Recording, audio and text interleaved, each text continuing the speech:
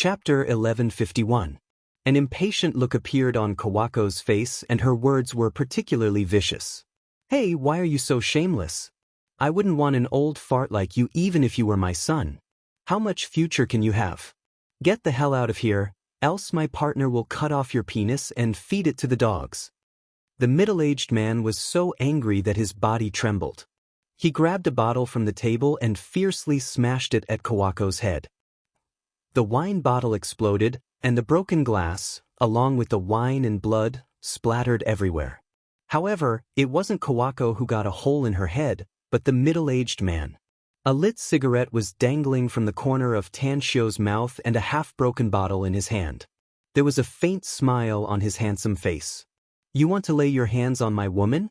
Are you tired of living? After the middle-aged man crouched down while covering his bleeding head, Tanshio kicked him in the face and sent him flying several meters away before he heavily slammed on the table behind him. Immediately, the few guests at that table stood up in fright, and two timid women even let out terrified screams. The fruit plates and beer on the table fell to the ground and turned into a mess. Kawako's eyebrows nearly curved into crescents as she pretended to be a delicate woman. She conveniently picked up a bottle of beer from the table and imitated Tanshio's actions as she trotted to the middle-aged man's side and smashed him on the head. At the same time, she used her other hand to cover her eyes and let out a panicked scream. Then, like a frightened bunny, she whizzed back to Tanshio's side and hid behind Tanshio. Bastard! Damn it! The middle-aged men at the table were shocked by the sudden change. When they saw Kawako hiding behind Tanshio, they suddenly woke up and rushed toward Tanshio and Kawako.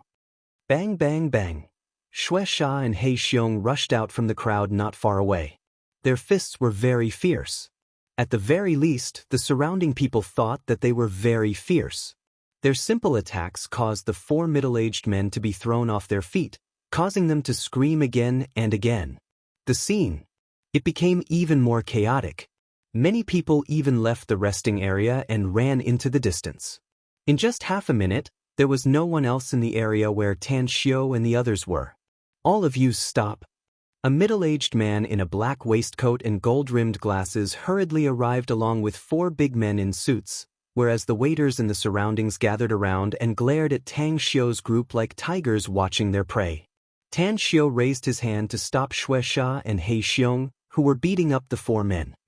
He looked at the middle-aged man who had just rushed over with a faint smile on his face, his eyes sweeping over the token on his chest. What? You want to meddle in other people's business? Tanshio didn't understand Japanese, so he could only speak in fluent English. The middle-aged man narrowed his eyes and said a few words in Japanese. After realizing that Tanshio didn't seem to understand him, he immediately switched to English and coldly said, "Who are you, mister? I'm the one in charge of this nightclub, yet you dare to cause trouble in my place?" Tanshio slowly took out a cigarette. Kawako immediately came out from behind Tanshio and quickly lit it for him. Then, she carefully hid behind him. Tanshio took 2 puffs of the cigarette and calmly asked, "How should I address you, mister?"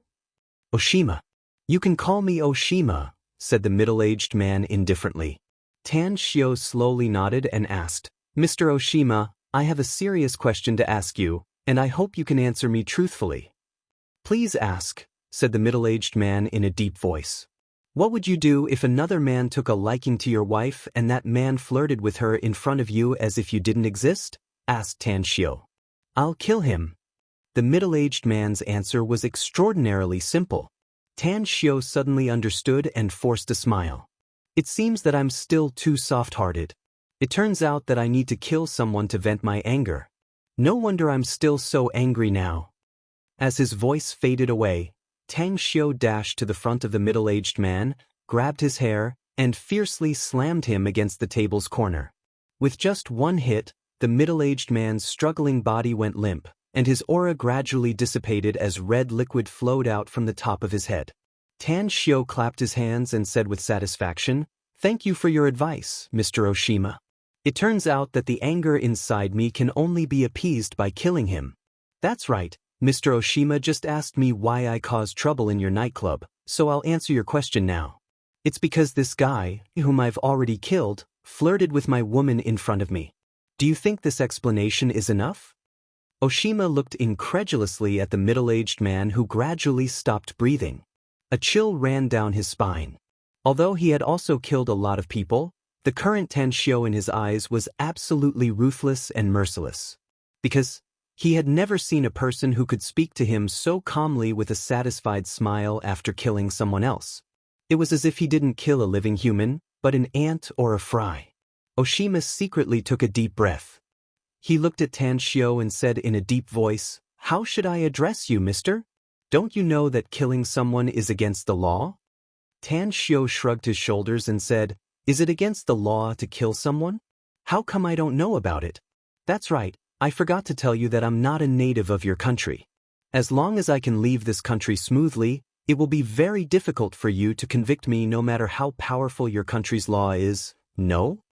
Oshima's eyes swept over Shueisha and Heishio before finally landing on Tanshio's face. He took 2 steps back and waved his hand, shouting, "Catch them!" Tanshio secretly shook his head and helplessly said, "Well, I won't talk nonsense with you since you're going to fight. Come on, you two. Get rid of these bastards who want to bully a foreigner like me." Shueisha and Heishio drew their Mitsubishi army knives from their waists at the same time and glared fiercely at the 4 black-clothed men and a dozen waiters. The knives rose and fell, causing blood to splatter everywhere. Including the 4 black-clothed men, a total of 16 people from the nightclub were severely injured by the 2 men in just half a minute and fell to the ground, losing the ability to fight. Tanshio chuckled as he looked at the incredulous Oshima and raised his middle finger, saying, "Hey, you bastard! The people you sent are too lousy, no? These 2 men of mine have won the championship belts of the International Underground Boxing Tournament. Let alone a dozen of these soft-footed shrimps, even if you send out a dozen dogs, they won't be able to beat these 2 men of mine. If you know what's good for you, come here and kowtow to apologize, else I'll take your life today." A haze filled Oshima's eyes. He grabbed the walkie-talkie at his waist, pressed a button and shouted, "Someone came to our turf to make trouble. More than a dozen of our brothers have been knocked down. Hurry up and come to support us." "Roger that." A reply came from the walkie-talkie. Tanshio raised his brows and grabbed Kawako's hand. He then turned around and sat back on the sofa, crossing his legs and smoking a cigarette. He pulled Kawako into his arms and patted her shoulder while looking at Oshima disdainfully and said, "You were calling for help just now, weren't you? I don't think a coward like you can call powerful people. However, this is your territory. Since you've already called for help, I can't fail miserably in a simple task. Call for help and we'll have a competition with them today. Let's see who can call more people and whose fist is harder." Oshima stared blankly and suppressed the anger that just gushed out of him. After pondering for a while, he took out a mobile phone from his pocket and quickly dialed a number. After the call was connected, he respectfully reported, "Boss, some people came to our turf to make trouble, and there are experts around them. Also, he just called for help, so I'm afraid more people will come here soon." "You can't handle it?" The owner of the phone was obviously angry and his tone was a bit unfriendly. A worried look was revealed on Oshima's face as he said in a low voice, "More than a dozen of our brothers guarding the turf, as well as my 4 brothers, have all been dealt with by them. I heard that the 2 experts around that guy are the ones who have won the championship belts of the International Underground Boxing Tournament." The other party hung up the phone. In just a few minutes, all the guests in the nightclub had left, whereas dozens of tattooed and menacing men carrying machetes and clubs rushed in from the outside. The leader, a bald man, observed Tanshio's group of 4 with a contemptuous look in his eyes. He then looked at Oshima and said, "I already told you that your men are a bunch of trash. Send them to the training camp later and I'll train them well for you." Oshima forced a wry smile and said, "I'll give my brothers to you to train after today's matter is over, Ozawa. Anyways, shouldn't we deal with them first? So as to avoid any unforeseen events when they call for help." The bald man, who was called Mr. Ozawa, raised his hand and touched his shiny bald head. He said with slight surprise, "They even called for help?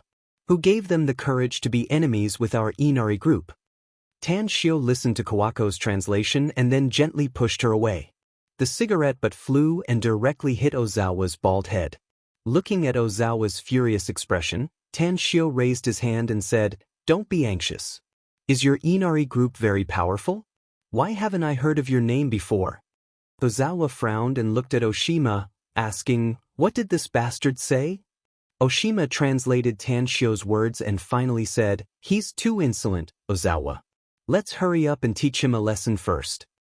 Ozawa nodded and shouted, "Everyone, do it. Cripple these bastards for me. Leave that woman to me. This daddy wants to toy with her in front of them today." Chapter 1152. A chilling light flashed in Tanshio's eyes.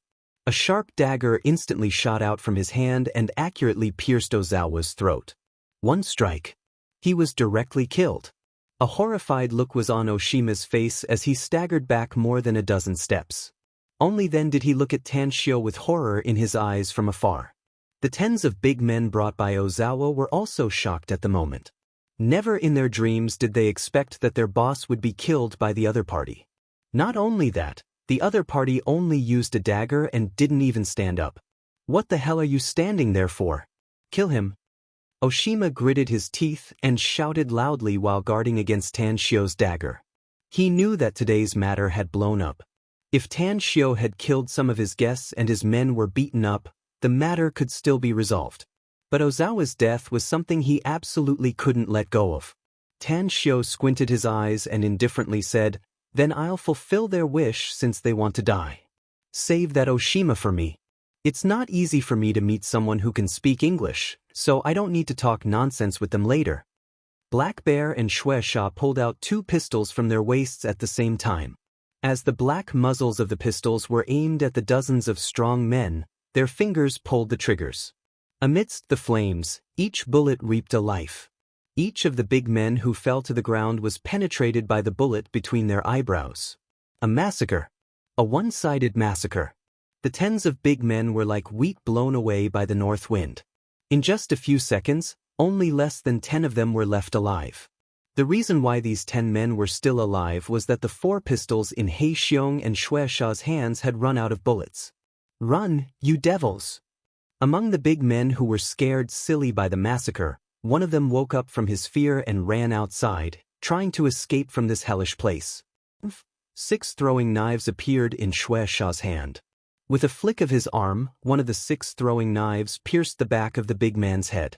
Watching the big man's body fall to the ground with a loud bang, the other 5 throwing knives were also shot out and pierced the throats of the other 5 big men.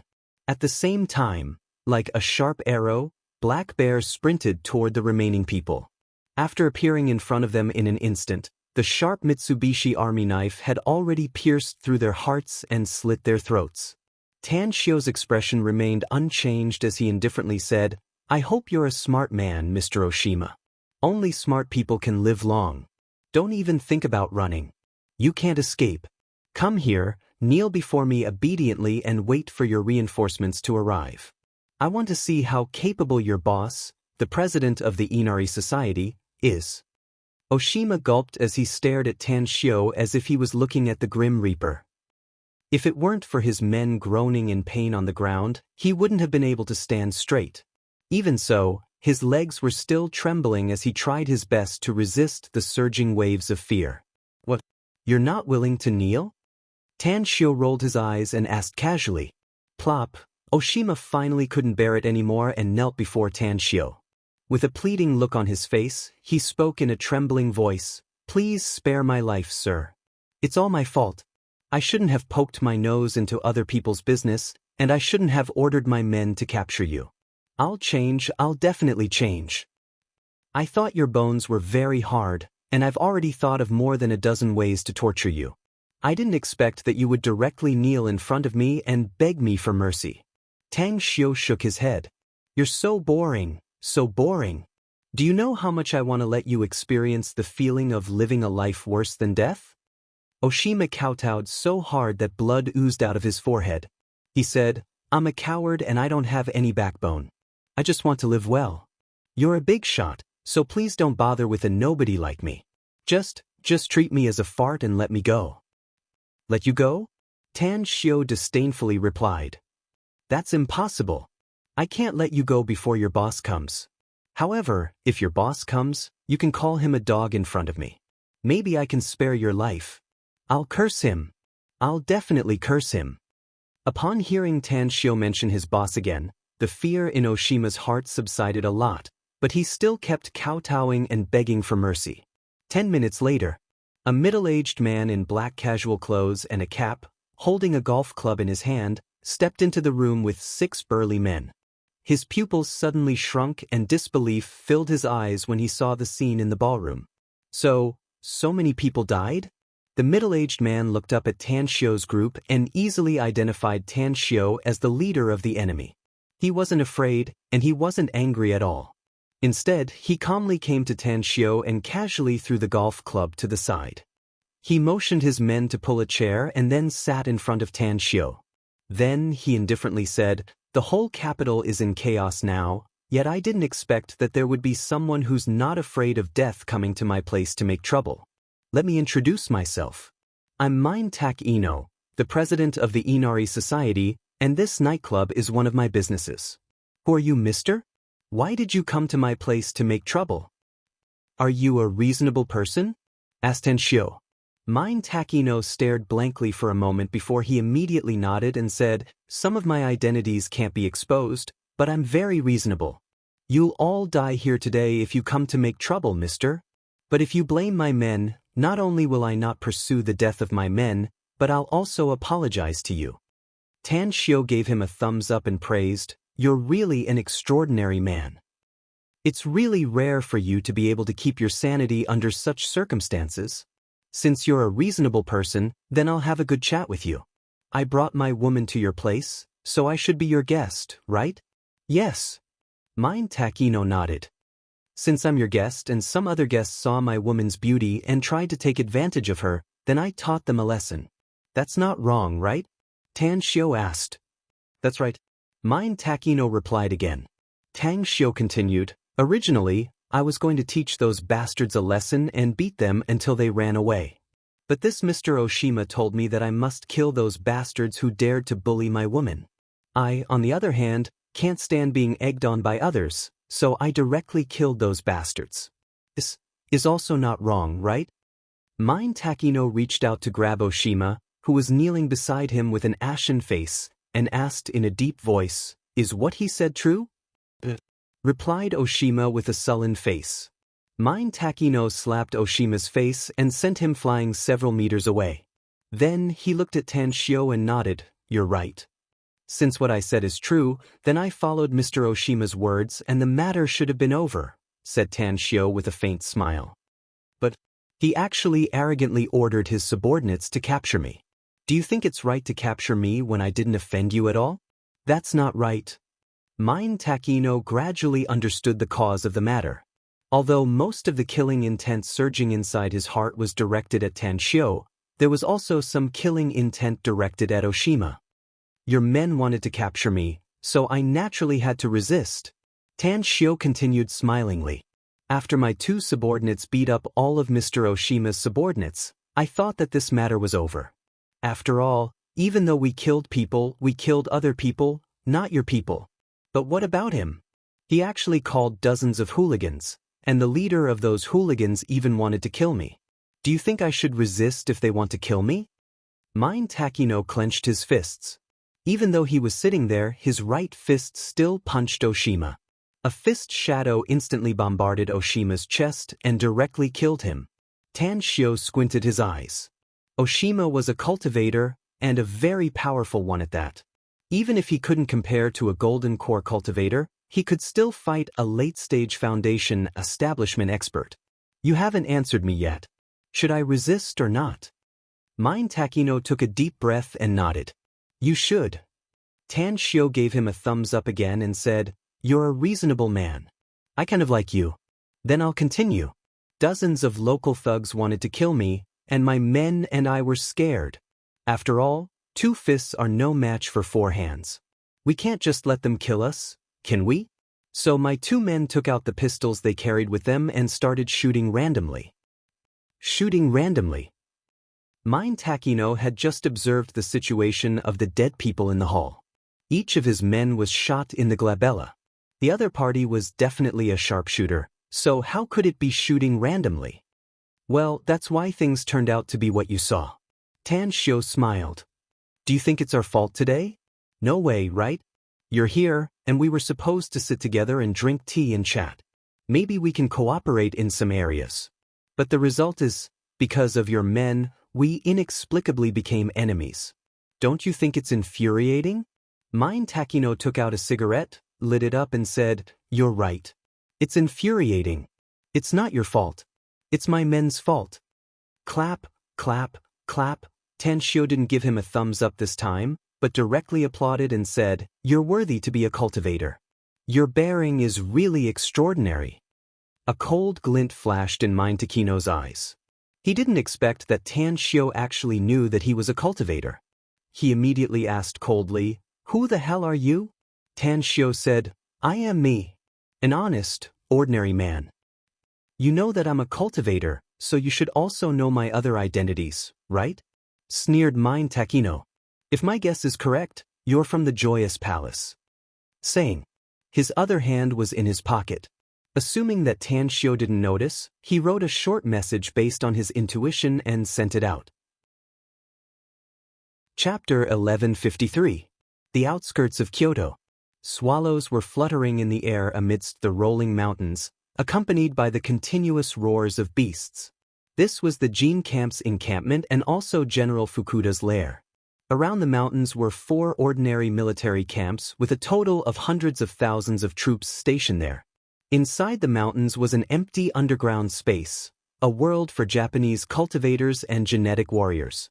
Inside the secret chamber, Ki Kitagawa was holding a beautiful sable in his arms. He personally stuffed jade beads into its mouth and listened to its chewing sounds. A faint aura emanated from Kitagawa's body, causing the expressions of the other 2 men in the chamber to slightly change. General Fukuda really doesn't have time to see me? Kitagawa's voice was calm, but there was a chill hidden beneath it. The 2 men exchanged glances. Then, the man on the left respectfully said, Sir Kiha, General Fukuda and In Buddha of the Joyous Palace have been fighting for a long time. Although In Buddha was severely injured in the end, General Fukuda also suffered some internal injuries. He's now recuperating, so he ordered that no one will see him. General Fukuda is very powerful. How can that In Buddha be compared to him? Ki Kitagawa sneered. That injury is probably just an excuse to not see me. The man hurriedly said, Sir Kitagawa, General Fukuda absolutely didn't mean that. He mentioned you many times in front of us, saying that you sacrificed too much for the country. General Fukuda also said that you would have been the Jin camp's deputy commander if you weren't carrying out missions outside. Ki Kitagawa was calm and collected on the surface, but he was sneering inwardly. Although he had been carrying out missions outside all these years, he knew the situation in the Jin camp like the back of his hand. He even secretly bought some of the camp's top brass. He knew it. General Fukuda needed him to monitor the Joyous Palace and do something for him. Otherwise, it was very likely that General Fukuda, who was admired by countless people, would have long used him to remove this thorn in his side. I need more time. Just give me 3 more years. I'll definitely surpass General Fukuda 3 years later. At that time, I can force him to hand over the Jin camp to me even if I have to oppress him with my strength.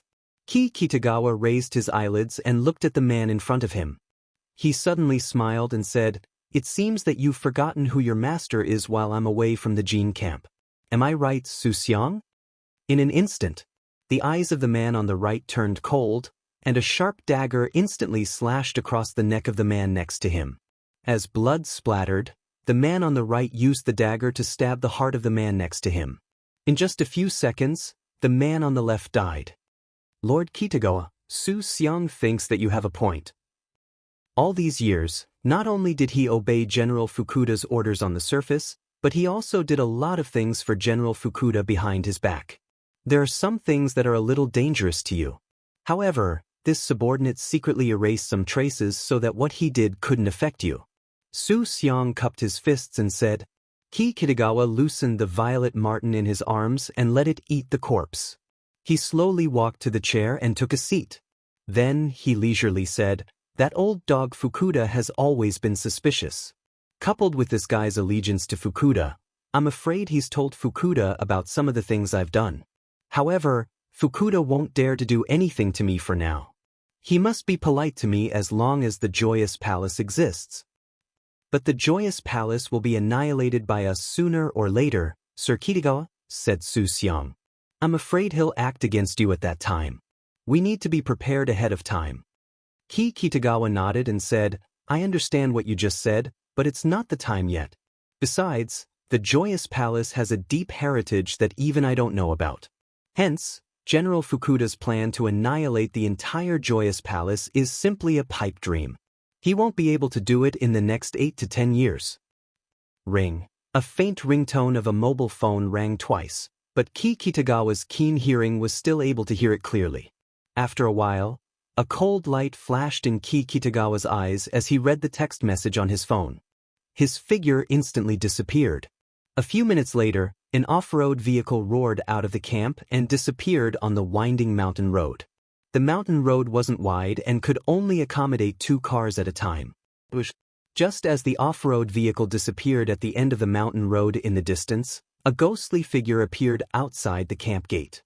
It was General Fukuda with a tuft of white hair on his forehead. He stood straight and his eyes exuded a soul-captivating cold light. General. A red-haired man in a black coat appeared next to General Fukuda. He wore a bronze mask. Even though the bronze mask was rusty, it added a sense of mystery to the red-haired man. Tell me, why did he leave this time? Asked General Fukuda lightly. If my guess is correct, it should be related to the Joyous Palace, said the red-haired man. I heard from my spy that he really wants the Joyous Palace Saintess, Gongwon. He even ordered his men to go all out to find her before returning to the Jin camp. General Fukuda frowned and said, What's so special about this Joyous Palace Saintess? Why is he so fascinated by her? Also, that old bald donkey created the Joyous Palace and indulged himself in beauties every day. Why hasn't he touched the Joyous Palace Saintess? According to Kitagawa, the Joyous Palace Master has always regarded the Saintess as his own daughter, said the red-haired man slowly. However, I don't think it's credible. 2 of the Joyous Palace Master's daughters are very delicate and charming. They're natural beauties. That's why the Joyous Palace Master and his 2 daughters are having an affair. Contempt flashed in General Fukuda's eyes as he coldly snorted and said, Umph, he even dares to lay his hands on his own daughters. The whole country has been in a foul atmosphere due to him in recent decades, especially when it comes to the affairs between men and women. It's even more chaotic now. It's time to change the atmosphere in Japan after getting rid of that old bald donkey. The red-haired man forced a smile and said, I'm afraid it won't be easy, General. This is the current situation of the country. You can change it if you want to. General Fukuda sneered. People's hearts need to change along with the environment. If preaching doesn't work, then we'll use bloody means to suppress them. I believe the imperial family will agree with my approach. The red-haired man didn't reply, but he felt that General Fukuda was indulging in fantasy. National conditions. Habits. These things had grown up with countless people and had long been integrated into their bones. Using bloody suppression to change it would only be treating the symptoms and not the root cause. General Fukuda took a deep breath and said, Send the first squad to follow him. If you find Kitagawa betraying the Jin camp, come back and report to me immediately. Understood, the red-haired man replied. His figure instantly turned into a sharp arrow and bolted toward the distance. In the dimly lit nightclub, Mein Takino calmly observed Tan Shio. As the saying goes, know your enemy and know yourself, and you will be victorious in every battle. Yet, he knew nothing about this young man in front of him. Therefore, he didn't dare to act rashly even though he believed in his own strength. He was waiting. He would wait for the big boss to come and then make plans. He knew that what he had to do now was to keep this young man in front of him and make him stay until the big boss came. At that time, no matter how arrogant and domineering this brat was, it was likely that he could only bow down and beg for mercy before the big boss. Joyous Palace? What kind of place is that? Tan Shio deliberately pretended that he didn't know anything and looked at Mine Takino curiously. Mine Takino furrowed his brows and asked, "Aren't you from the Joyous Palace?" Tan Shio rolled his eyes and coldly snorted. "This daddy just came to Japan a few days ago. How the hell do I know anything about the Joyous Palace? I came to Japan this time for a vacation and also found some friends to reminisce about the old days. I never thought that I would run into such a bad luck here." Mine Takino finally understood why this guy didn't speak Japanese but English. It turned out that he just came to Japan and didn't know Japanese at all. "Who's your friend, mister?" Mine Takino recalled the report he received before. It seemed that this guy also called someone. Maybe the person he called was his friend. "Let's not talk about it." Tan Shio waved his hand listlessly. "I don't know what happened to that friend of mine. He was having fun with me a few days ago, but I didn't expect that he would suddenly disappear. I called him, but he didn't pick up. I went to find him, but there was no one at home. His shadow was nowhere to be found in the places he usually likes to hang out. But in another place, there are two ordinary people who are doing quite well and some of their men are working for him. I'll tell you, those people are not good people. Killing people is a common thing for them and they've done all kinds of bad things. If you make me unhappy, I don't need to do it myself. I just need to tell them and you'll lose your life." Mine Takino secretly sneered inwardly. In order to calm Tan Shio down, he desperately suppressed the killing intent inside him and said in a deep voice, "Mister, let's just forget about this matter since it's just a misunderstanding today. According to the rules of our island country, after a misunderstanding, we can stop and make peace. We need to hold a banquet, drink some sake, and then write off everything that happened before. We've killed so many of your men, yet you want to make peace with me?" Tan Shio glared at him. "Are you a man or not? Do you have any balls or not?" The corner of Mine Takino's mouth twitched a few times. Even though he tried his best to restrain himself, killing intent still surged inside him. If it wasn't for his fear of Tan Shio's identity and the fact that he couldn't figure out Tan Shio's background, he would have already attacked him. It's better to squash enmity than keep it alive. Mine Takino suppressed it for a while before he squeezed out those words with a flushed face. Chapter 1154. Looking at Mine Takino's expression, Tan Shio knew that the man's patience had reached its limit. If he continued to provoke him, there was a great chance that the man would attack him at this moment. The purpose of his visit this time was to lure the snake out of its hole and then catch the turtle in the jar. Before Ki Kitagawa arrived, Tan Shio didn't want to kill Mine Takino, lest Ki Kitagawa sensed that something was amiss and didn't come here again. It's better to squash enmity than keep it alive?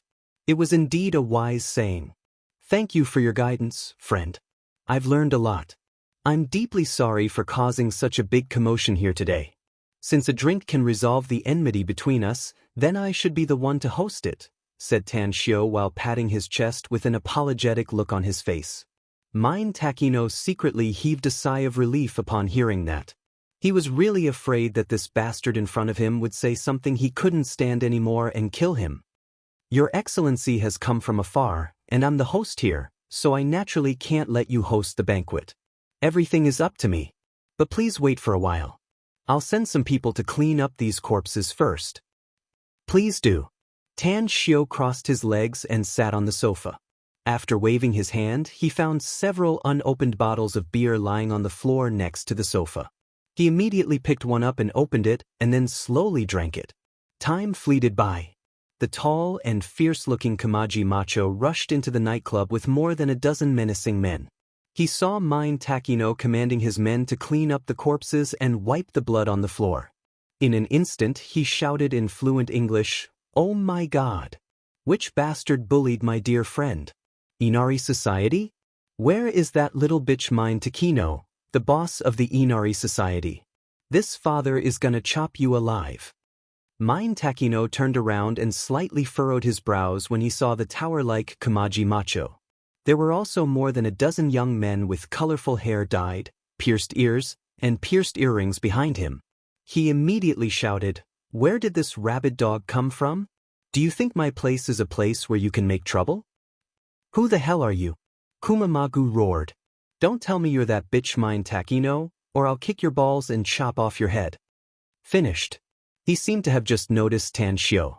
Striding forward with his long legs, he dashed to the front of Tan Xiu and asked loudly with a concerned face, "My dear friend, it's all my fault. It's all my fault. In our island country, I actually made you suffer. I hope my friend will not be angry. Whoever bullied you, I will make them pay the price. I will make them repent in front of the Grim Reaper." A smile outlined on the corner of Tan Xiu's mouth as he looked at Kawako's subordinate in front of him. He waved and smilingly said, "Bramble, everything here has been settled. All the enemies who bullied me have been killed by us.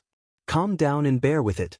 That Mind Takino may not be a good person, but at least he did not bully me. But I didn't mean to tell you the truth. Just that, cough. Bramble, those people who were killed are quite pitiful. Go help them and dispose of their corpses as soon as possible so that we can drink wine and eat meat." Bramble heavily nodded and waved the machete in his hand a few times. Then he said aloud, "I'm relieved since you didn't get bullied, my friend. God Emperor above, I, Kamajima, can't bear to see my friends being bullied the most, especially when they come from a foreign country to drink with me. Brothers, my friend said to help them deal with the corpses and take out our secret weapon." Several youths put their hands into their sleeves and took out several porcelain bottles a moment later. A pungent smell immediately wafted out and spread in all directions as the bottle's lid was opened. Kamajima also took out a porcelain bottle and quickly walked to one of the corpses. He then poured a few drops of the potion inside the bottle and dripped it on the corpse. Sizzle, sizzle. The corpse began to melt and directly turned into a pungent and stinky liquid in just a few seconds. Heavens! What the hell is this? It can corrode corpses? I think I've heard of it somewhere. Is it the kind of stuff you see on TV? That's incredible! Mind Takino's men were dumbfounded as they watched the corpses turn into a pool of stinky liquid. They couldn't help but exclaim. Even Mind Takino himself was shocked by the thing that Kamaji-ma took out. He had only heard about it but never seen it with his own eyes.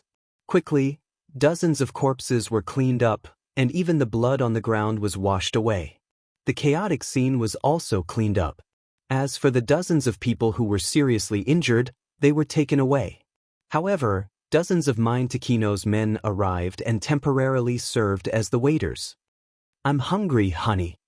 Kawako, who was sitting on the sofa, deliberately leaned against Tan Xiu's side and pushed Tan Xiu's arm with her hand, speaking with her sweet voice. Her voice wasn't loud, but everyone within a 10-meter radius could still hear her clearly. Tan Xiu patted her shoulder and lightly smiled. "Since you're hungry, I'll tell them to prepare some food. If the food doesn't suit your appetite, I'll kill them directly." "Who do you want to kill?" An extremely cold voice came from the ballroom's entrance corridor. Immediately after, Ki Kitagawa walked into the ballroom with his hands behind his back and 4 of his men. His ice-cold eyes swept over everyone inside and finally landed on Tan Xiu's face. "You look a bit familiar? But I'm sure I've never seen him before." Ki Kitagawa observed him for a while and finally confirmed that he had never seen this young man before. Therefore, he strode to the front of Tan Xiu and indifferently said, "This is my turf, and Mind Takino is taking care of my business.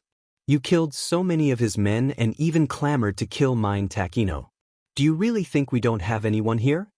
Tan Xiu rolled his eyes and disdainfully said, "Where the hell did you come from?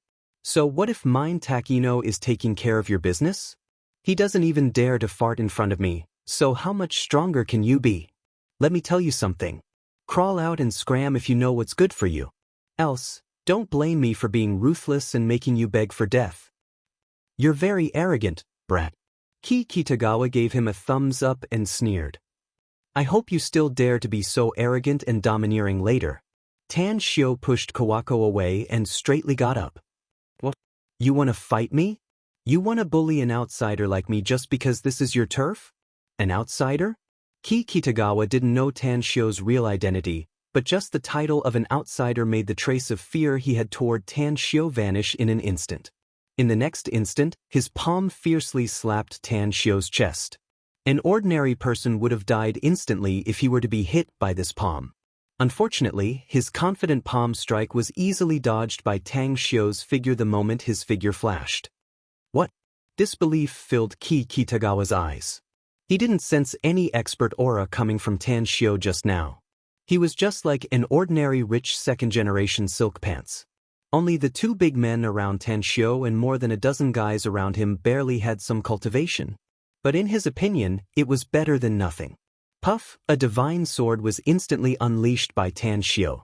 The moment he dodged Ki Kitagawa's attack, the divine sword instantly slashed his arm. His entire right arm was cut off in a flash and fell to the cold ground. God damn it! Ki Kitagawa's expression drastically changed and horror flashed in his eyes as he instantly retreated. At this moment, even if his IQ wasn't too high, he had already realized that he had fallen into a trap that had been carefully prepared for him. Who the hell are you? Ki Kitagawa quickly sealed the acupoints on his severed arm to prevent the blood from spurting out and then roared angrily. A faint smile was outlined on the corner of Tang Xiu's mouth. He grabbed the hilt of his sword and grinned. We just met, Ki Kitagawa. How come you don't recognize me now? Do you think I, Tang Xiu, am so easily forgotten by others? Tang Xiu? Ki Kitagawa's body trembled and he instantly roared, You damned bastards, you Huaxia cultivators. Why are you looking for trouble with me? Don't you know why I'm looking for trouble with you? Tang Xiu grinned. As Tang Xiu's voice faded away, figures flickered in the surroundings and instantly blocked the exit of the entire ballroom. These people exuded a powerful aura that even Ki Kitagawa, who knew that there were some experts around Tang Xiu, was frightened by the aura released by them. You. Ki Kitagawa's lips trembled, but he couldn't utter the words. Amitabha. Blackface Buddha paced a few steps forward and slowly said, It doesn't matter if you're from the Joyous Palace or the Jin Camp. Since you've done so many evil deeds, you should go to hell to repent and accept the punishment for your sins. A confused look appeared on Ki Kitagawa's face. Never in his wildest dreams did he expect that there would be monks here besides Chinese cultivators. Could it be from the Buddhist sect of China? Blackface Buddha sneered. I didn't expect you to have the ability to guess our identity. At this moment, Ki Kitagawa's heart felt like it had fallen into an ice cave and he was thoroughly terrified. He used to be a member of the Joyous Palace, so he naturally knew some things about the Joyous Palace and the Buddhist sect of China. However, the first rule of the Joyous Palace's palace master was that one must either directly retreat or kill the monks of the Buddhist sect of China upon encountering them. Through this rule, he knew that the Joyous Palace master and the Buddhist sect of China had a deep enmity. Tang Xiu clapped his hands and smilingly said, Ki Kitagawa, you must be a smart man since you've been working undercover in the Joyous Palace for so many years and you're able to thrive under General Fukuda's command. Don't resist and obediently surrender. We've laid an inescapable net here and you can't escape. Chapter 1155. Intense despair filled Ki Kitagawa's heart as he stared at the enemy in front of him. He had secretly sent some people to investigate the Buddhist sect of China. Although the information he got was pitiful, there was one thing he found out clearly. The Buddhist sect of China had a deep heritage and had many powerhouses. But now, an eminent monk of China's Buddhist sect actually came to Japan. Not only was he out of luck, even the Joyous Palace would be in big trouble. In addition to the cultivators of China, both the Buddhist and Taoist sects had arrived at the same time. Japan would probably be turned upside down by them, right? Ki Kitagawa took a deep breath and shifted his eyes to Tang Xiu, asking, Are you the one in charge here? That's right. Tang Xiu nodded. Of course I can. I don't know how you changed your appearance, but I can still conclude that you're Tang Xiu, said Ki Kitagawa. There's no deep hatred between us, and I don't have any enmity with these eminent monks of China since I'm not a real disciple of the Joyous Palace. Therefore, the only reason why you tried every possible means to plot against me is that you want to know something from me. Am I right? It seems I'm right. You're really smart, said Tang Xiu with a smile. Let's have a good talk since I'm right, said Ki Kitagawa in a deep voice. I'm willing to tell you anything you want as long as you spare my life. You're a trader of the Joyous Palace, so it's natural that you're willing to tell me the situation there, said Tan Shio with a smile. Unfortunately, my subordinate status in the Joyous Palace is much higher than yours, so I don't need any information from you. Kitagawa's expression shifted and he asked with an ugly expression, You want information about General Fukuda and the Jin camp? That's right, answered Tan Shio. Kitagawa took a deep breath and seriously asked, Answer me one question. I'll tell you everything about General Fukuda and the Jin camp as long as you can answer it. Tan Shio nodded. Kitagawa's eyes flickered and he asked in a deep voice, You said that your subordinate status in the Joyous Palace is higher than mine. I believe it because there are still those concubines above me, as well as some mysterious experts I don't know about. But I want to know his identity. It's me. A light green figure floated over and appeared in the hall. With the rosary beads in hand and a faint smile on her face, Yuji came to Tan Shio's side. She slightly bowed and said, Boss, I've sent some people to investigate the Joyous Palace's spies. As long as you give the order, I'll destroy those spies and frame the Jin camp. At this moment, it was Joyous Palace Saintess Gongwon with a veil over her face. Her spirited eyes fell on Kitagawa and she lightly said, Boss is willing to let you know something so that you can cooperate with us. Kitagawa, we racked our brains to lure you here and made this place airtight in advance. Even a fly can't fly out. So, tell me what you know. Tan Shio looked at Kitagawa's miserable expression and said with a faint smile, Do you want to know more, Kitagawa? I can satisfy you if you want. But the more you know, the closer you are to death. Think about it clearly. Kitagawa was silent for a long time before he nodded and said, I have another request. Don't go too far, Kitagawa, said Kawako coldly. Kitagawa shifted to Tan Shio with an extremely solemn expression. Speak, said Tan Shio indifferently. Everyone I brought must die, said Kitagawa. I give you my word, but not now. Tan Shio nodded. Kitagawa took a deep breath and said, What do you want to ask? Ask away. I need to know about General Fukuda and the situation of the Jin camp, said Tan Shio. Tell us everything you know about the situation. Remember, the more you talk, the more likely you are to survive. The whole night passed. Kitagawa told him everything he knew. However, Tan Shio didn't know whether Kitagawa had told him all the information, but he felt that it was enough for him. Early in the morning, it was drizzling in the sky and the dusky world seemed as if the world didn't want to wake up. Several dark clouds drifted over from time to time as if foreshadowing the coming heavy rain. Do it. Although Blackface Buddha was a Buddhist monk, his murderous aura was particularly intense. Tan Shio glanced at him and lightly said, Blackface Buddha, if you want to become an eminent monk and break through the shackles of your current realm, you need to grind away all your murderous aura. Although this trip to Japan will make you bear more lives, it's also a good opportunity for you to change your mind. I hope you can seize this opportunity and break through this hurdle as soon as possible. You're not a Buddhist, sect Master Tang. Blackface Buddha shook his head and said, You don't understand the situation of Buddhist cultivators. Tan Shio sighed inwardly. Since Blackface Buddha refused to listen to his suggestion, he didn't feel like saying anything more. Clapping his hands, he said, The plan is complete, so let's begin. There are a total of 8 targets, 4 Joyous Palace forces and 4 Jin camp bases. Immediately evacuate to the rendezvous point once you're done. Also, immediately inform the nearby forces to evacuate and wait for reinforcements if there's an accident. Sneak attack. Total annihilation. Although it was daytime, it was also the time when the strongholds least expected to be ambushed. Hence, the sneak attack was very successful and all 8 strongholds were wiped out within 2 hours in the morning. The Joyous Palace strongholds all had traces of genetic warriors, whereas the Jin camp strongholds had scattered Buddhist beads and other Buddhist artifacts. At noon, groups of people from both sides with strange whereabouts rushed to the slaughtered strongholds. When they saw the traces deliberately left behind, they all pointed their spearheads at each other. In the outskirts of the capital, 2 patrol squads passed through the Jin camp's peripheral area, leaving only 4 genetic warriors on guard duty at the intersection to observe the surrounding movements with apathy. 1183. Why do I feel like I'm on tenterhooks? It's like something bad is about to happen. A genetic warrior suddenly frowned and spoke to his companion next to him. Cut the crap, 1184. Don't tell me you have a sixth sense like a woman?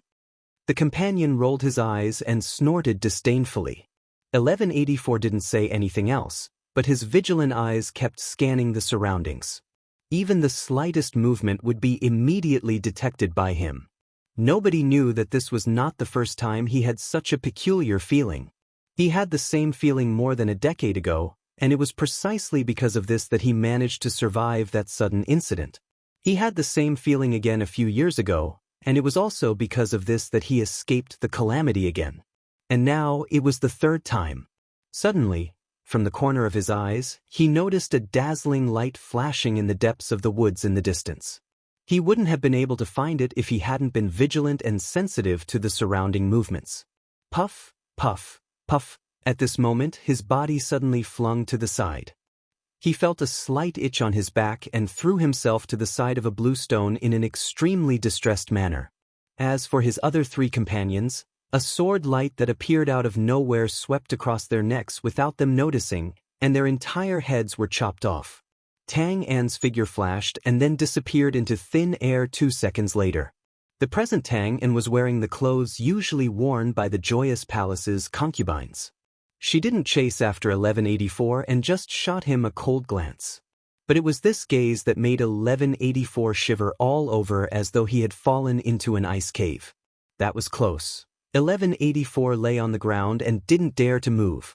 Time fleeted by and the mysterious female assassin didn't appear again. Only then did he cautiously crawl up and vigilantly observe the surroundings while touching his back. The sticky feeling made his expression change. He pulled his hand back and saw that it was covered with blood. The enemy is attacking. Help me! 1184 screamed at the top of his lungs. Bush, bush, bush.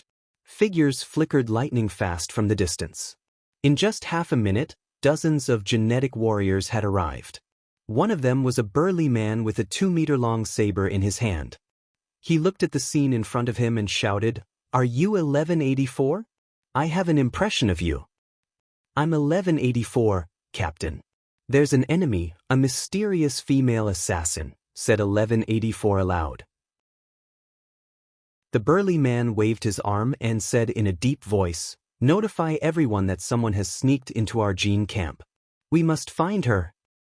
"There should be more than one enemy, Captain," said 1184 hurriedly. "If I hadn't seen a flash of light in the jungle in the distance, I wouldn't have been able to raise my vigilance. I would have been killed by that female assassin just like the three of them." The towering man quickly took out his walkie-talkie and reported the situation here. Then he started to contact the genetic warriors in the surrounding areas. What made him angry was that there were already 4 locations where no one was replying to him. What did this mean? It meant that the genetic warriors in the 4 locations had been killed by the enemy who had sneaked in. At this time, 2 off-road vehicles arrived from the outside. As the window of the front passenger seat of the vehicle opened, a burly man waved a golden plate in his hand.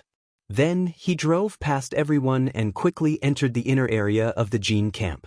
"General." After the 2 cars stopped in the square, General Fukuda happened to come out of a building with the red-haired man. 8 masked men came out of the car and saluted at the same time. General Fukuda frowned and asked, "Why did you come back? Where's Ki Kitagawa?" Chapter 1156. One of the 8 masked men took 2 steps forward and bowed. "General, Ki Kitagawa found us halfway and shook us off. We found out that he has other subordinates in the capital. It was those people who intercepted us on the way." "What about them?" General Fukuda's face turned gloomy and murderous intent flashed in his eyes. "We killed a few of them and the rest committed suicide by taking poison," said the masked man respectfully. "They should be men of death." General Fukuda's expression drastically changed. It was easy to train trusted subordinates, but training men of death was as difficult as ascending to the heavens. How did Ki Kitagawa do it? How could he train so many men of death without anyone noticing? After a while, General Fukuda and the red-haired man appeared at the camp's periphery. Killing intent kept surging in their eyes when they saw the 19 corpses whose blood hadn't dried up yet. "General, he's 1184, the only survivor from the 5 locations," reported Tai Ta as he came to General Fukuda and knelt on one knee. General Fukuda looked at 1184 and coldly snorted. "You should know who the enemy is since you're still alive. Tell me." 1184's lips squirmed a few times. After a while, he shook his head and said, "General Fukuda, that mysterious female assassin appeared out of thin air. It's like she drilled out of thin air. I didn't notice her at all and was suddenly attacked. As for her accomplices, I didn't see them at all. I only saw a flash of light in the woods in the distance. It was like a sniper rifle's mirror." General Fukuda frowned and said, "It's impossible for her to drill out of thin air. If my guess is correct, she must be an extremely powerful expert. It's just that her speed is too fast, so it gave you the illusion that she suddenly appeared. You don't know who she is, but you should have seen her appearance, right? What characteristics does she have?" 1184 gave it a thought and said, "She wore a bronze mask and I couldn't see her face. But I've seen her clothes before. When we fought the Joyous Palace, several women wore that kind of long skirt and combed their hair. That's right, I noticed a black snake pattern on her neckline." Joyous Palace. A concubine. Thick killing intent burst out of General Fukuda's eyes, but there were still some incredulous thoughts in his mind. The Jean camp's encampment was extremely secretive with 4 armies stationed around it, and only the real core figures knew about it. He couldn't figure out how the Joyous Palace's people found this place. The red-haired man gloomily said, "General Fukuda, we can't wait any longer since the enemy has already killed their way to our door. The Joyous Palace is like a time bomb that could explode at any time. Therefore, we must get rid of this bomb as soon as possible, otherwise our people will suffer heavy losses." General Fukuda nodded without a word and said in a deep voice, "Since the other party is so insolent, then we can't endure it anymore." He contacted Kitagawa and told him to come back as soon as possible. In addition, inform all the Jean camp soldiers to prepare for battle. The red-haired man hurriedly asked, "Are we going to attack the Joyful clan?" General Fukuda sneered. "The Joyous Palace is built on that isolated island and has a powerful array. We'll definitely suffer huge losses if we rashly attack it. That's why we can only lure them out and then give them a painful blow." The red-haired man thoughtfully said, "If that's the case, then we might as well fight them openly. We'll threaten them if they dare to hide on that island and refuse to come out. If worst comes to worst, we'll just use nuclear weapons and directly flatten that place." General Fukuda happily nodded and said, "That's a good idea. If crafty plots and conspiracies aren't good, then an open one is also a divine weapon. Immediately write a letter of challenge and send it to the Joyous Palace's palace master. We'll meet at the gazing penetrating mountain 3 days later." "All right." The red-haired man nodded and immediately turned to leave. More than 100 nautical miles away from Japan, there was an isolated island shrouded in clouds and mist. There were a lot of monitoring equipment on the sea surface tens of nautical miles away. Any ship that wanted to approach the isolated island would be immediately spotted by the people on the island. The Joyous Palace was located on this isolated island. The Joyous Palace even used a special means to let the common people of the island know that the island had suddenly sunk to the bottom of the sea one day, creating a deceptive effect. At this moment, on the summit of the only mountain on the isolated island, inside the majestic palace, Dragon Vanquisher Sage sat cross-legged on a praying mat, cultivating silently in a spacious secret chamber with countless candles burning and a faint fragrance lingering in the air. There was a large bed in front of each wall around him, and on each bed was a woman who was not wearing any clothes. They were in a deep sleep, and the faint snoring indicated that these women had just overworked themselves. Ding! The bell outside the door rang, awakening Dragon Vanquisher Sage from his cultivation. Whoosh! Dragon Vanquisher Sage moved extremely fast and left the secret chamber in a flash. He then looked at the man standing respectfully outside and indifferently said, "You wouldn't have come here in person if there wasn't a major event. Tell me what happened." A bit of fear could be seen on the man's face as he respectfully replied, Miyagi, we just received news that General Fukuda's men have wiped out our 4 hidden spots in the capital. A total of 42 Joyous Palace disciples have been killed. Dragon Vanquisher Sage's expression changed and the killing intent in his eyes turned more intense. He took a deep breath and coldly snorted. That old bastard Fukuda is getting more and more damned. Our Joyous Palace has lost more than 100 people in just a few days. If this goes on, they'll wipe us out in less than a month. It seems we can't endure it anymore. Do you want to wage a full-scale war with the Gene Camp, Miyagi? Asked the man hurriedly. This war is unavoidable, said Dragon Vanquisher Sage coldly. Those enemies should all die. If we want to gain a firm foothold in Japan and become the real master of Japan, we must eliminate all the genetic warriors and ability users in the Gene Camp, and that old bastard Fukuda. The man hesitated for a moment before he nodded and said, since Miyagi has decided, then this subordinate will immediately gather the troops. However, it's best for us to start with sneak attacks and constantly destroy their forces. We'll launch a full-scale attack after they suffer huge losses. Have you found that old bastard Fukuda's lair? Asked Dragon Vanquisher Sage. The man shook his head and forced a smile. Dragon Vanquisher Sage cursed angrily. Just as he was about to turn around and return to the secret chamber, he suddenly sensed an aura approaching. He immediately waved to the man and sent him away. Then, he looked at the green-robed woman in front of him and frowned. What's the matter, Yuji? My men just made some special discoveries, Miyagi, said Yuji respectfully. It should be very effective in dealing with the Joyous Palace. Dragon Vanquisher Sage stared blankly and hurriedly asked, what did you find? Yuji handed the document in her hand to him and said, this document records several secret bases arranged by General Fukuda in Kyoto, including the approximate number of people stationed there. If you agree, I'm willing to lead my men to annihilate these bases myself. Dragon Vanquisher Sage calmly read the document and a smile finally appeared on his face. He raised his hand to touch his big bald head and said, you did a great job, Yuji. It seems that my doting on you is really worth it. I'll personally lead my men this time. We'll make a plan after we get rid of these bases. We must thoroughly kill that old bastard Fukuda and eradicate all his genetic warriors. Having said that, Dragon Vanquisher Sage reached out to hug Yuji and smilingly said, I'll give you 2 bottles of great overarching pills to reward you. I hope you can become stronger and better serve me in the future. I'll dote on you for a few days after we've annihilated the enemies and returned in triumph. Thank you, Miyagi. Yuji deliberately showed a look of surprise. After taking the 2 porcelain bottles, she played with them for about half a minute before reluctantly putting them into her sleeves. On this day, it was destined to not be peaceful. The Joyous Palace Master personally led the team and a large number of mysterious forces of the Joyous Palace were mobilized. All the Gene Camp's exposed locations were massacred. The result was that General Fukuda was furious again and vowed to kill the Joyous Palace Master, Dragon Vanquisher Sage. Time fleeted by. Early the next morning, a letter of challenge appeared in front of the Joyous Palace Master.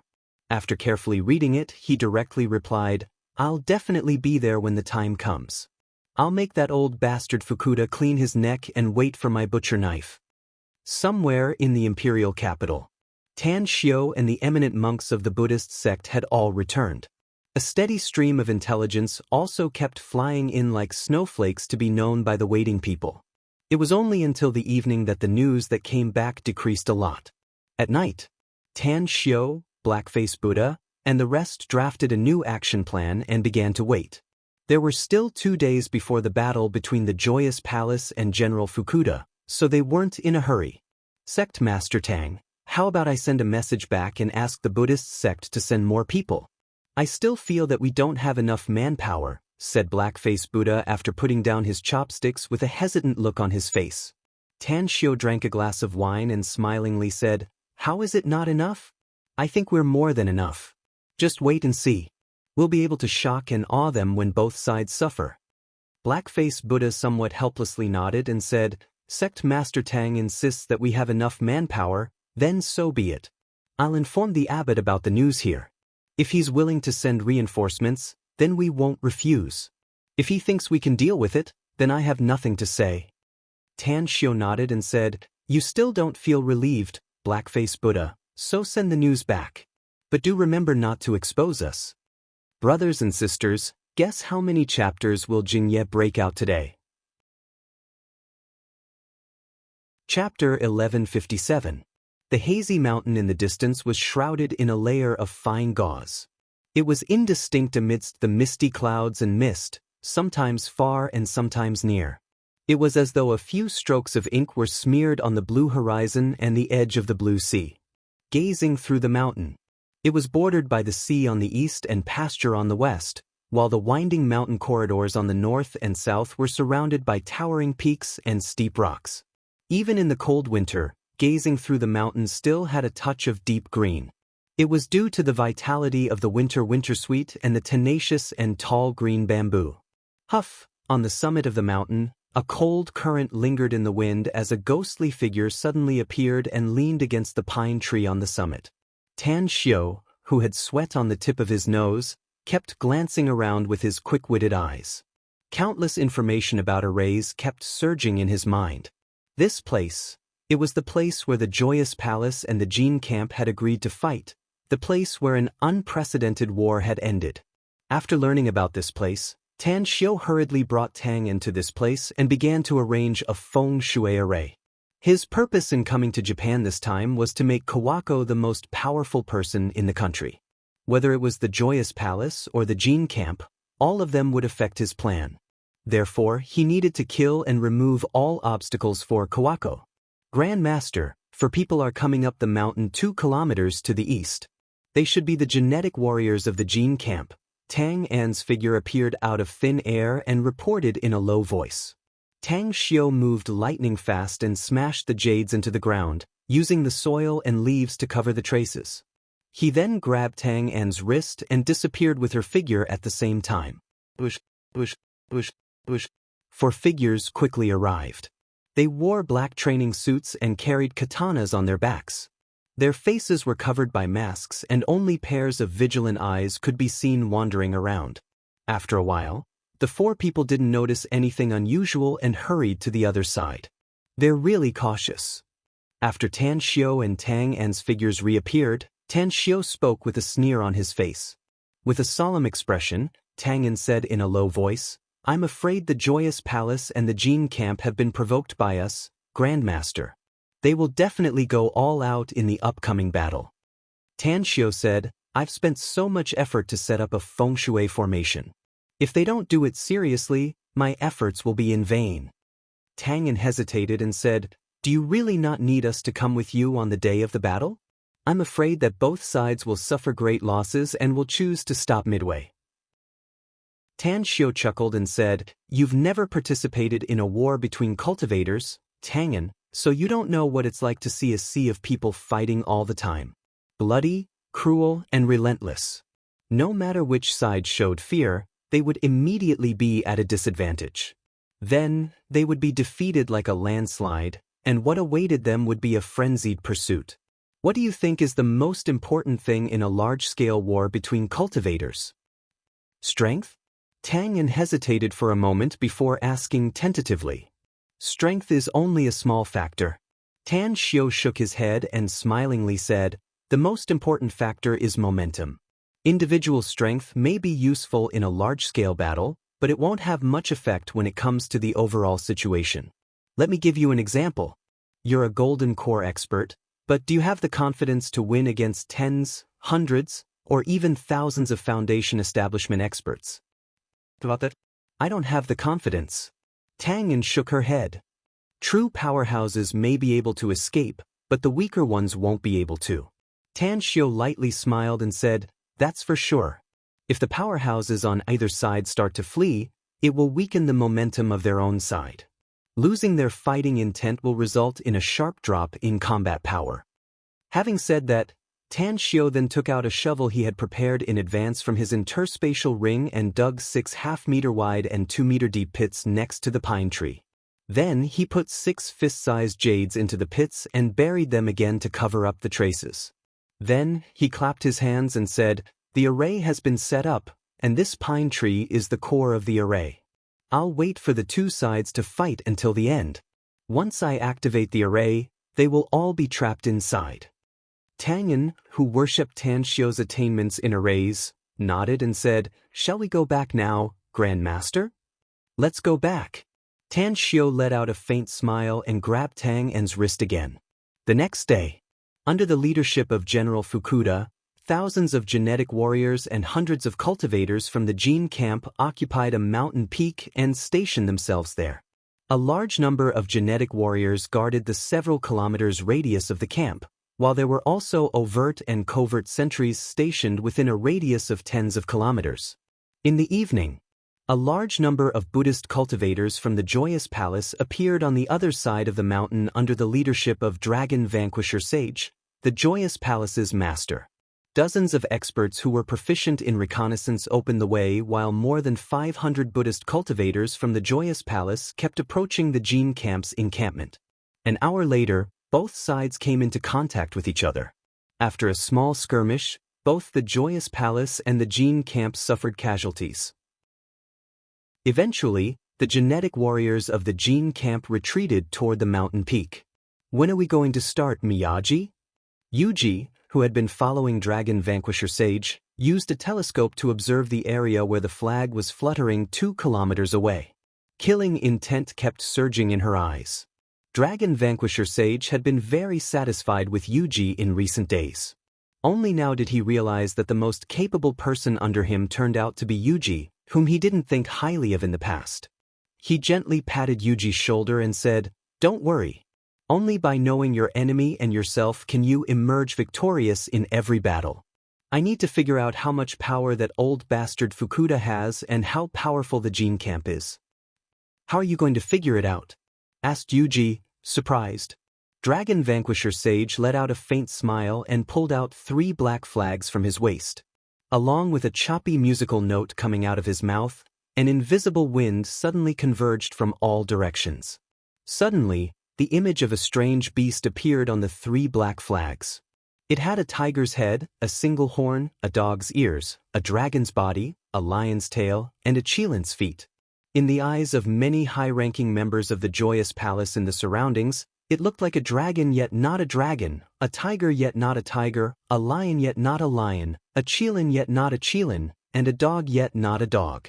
However, in just a few seconds, the illusory images that appeared on the 3 black flags were hidden inside the flags and gradually disappeared into the jungle along with the condensed wind. How much power our Joyous Palace needs to use in today's battle depends on how much power that old bastard Fukuda has. Dragon Vanquisher Sage clapped his hands and smiled with satisfaction. A glint flashed in Yuji's eyes and she calmly asked, "What are those black flags just now, Miyagi? Can they be used to figure out the enemy's power?" "Have you heard of Ting?" asked Dragon Vanquisher Sage. "I've never heard of it." Yuji shook her head. On the other side of Dragon Vanquisher Sage, a mysterious man wearing a golden mask and a black cloak suddenly said slowly, "Legend has it that Ting is a divine beast that lies beneath Ksitigarbha Bodhisattva's scripture. It can distinguish everything in the world by listening, especially the heart of people who are good at listening. In China's mythology, one of the 4 great masterpieces, Journey to the West, there's a story about Ting distinguishing the real and fake Monkey King. However, it's only a legend and we still need to consider whether it's true or not." Dragon Vanquisher Sage nodded in satisfaction and glanced at Yuji. "You've made a big contribution this time. You didn't let the Jin camp take advantage of our Joyous Palace. Therefore, there are some things you can know. The Ting flag is a magic weapon once collected by an eminent Buddhist monk. Although it's not as magical as the legendary Ting, it can monitor the world and invisibly monitor the enemy's number and strength." Yuji suddenly understood, but a worried look flashed in her eyes. She didn't know Tan Xiu's specific layout, but she was worried that Tan Xiu's plan would be foiled. The Joyous Palace wouldn't suffer huge losses if they easily defeated the enemy.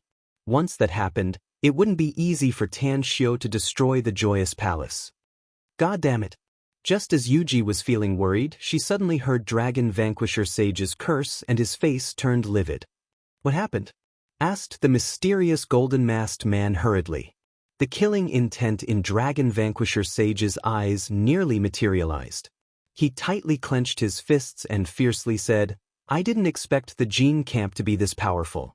I didn't expect that old bastard Fukuda to have a group of cultivators around him.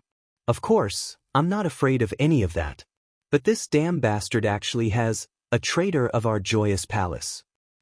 A traitor? Who is it? The mysterious golden-masked man also released a thick killing intent. Dragon Vanquisher Sage angrily said, the tale of the 72 go pieces is Ki Kiruwa. The 36th of the 72 chess pieces, Zwahonging. I don't know what means these two used, but they've roped in a group of core disciples of the Joyous Palace, more than 100 of them. They're my first targets once the battle begins, Miyagi, said the mysterious golden-masked man coldly. I'll leave them to you. Go all out to kill them and let them know the consequences of betraying me. Dragon Vanquisher Sage gritted his teeth. Why the trouble, Miyagi? Interjected Yuji all of a sudden. They chose to betray you, so you can directly remove the restriction in their bodies and kill them directly.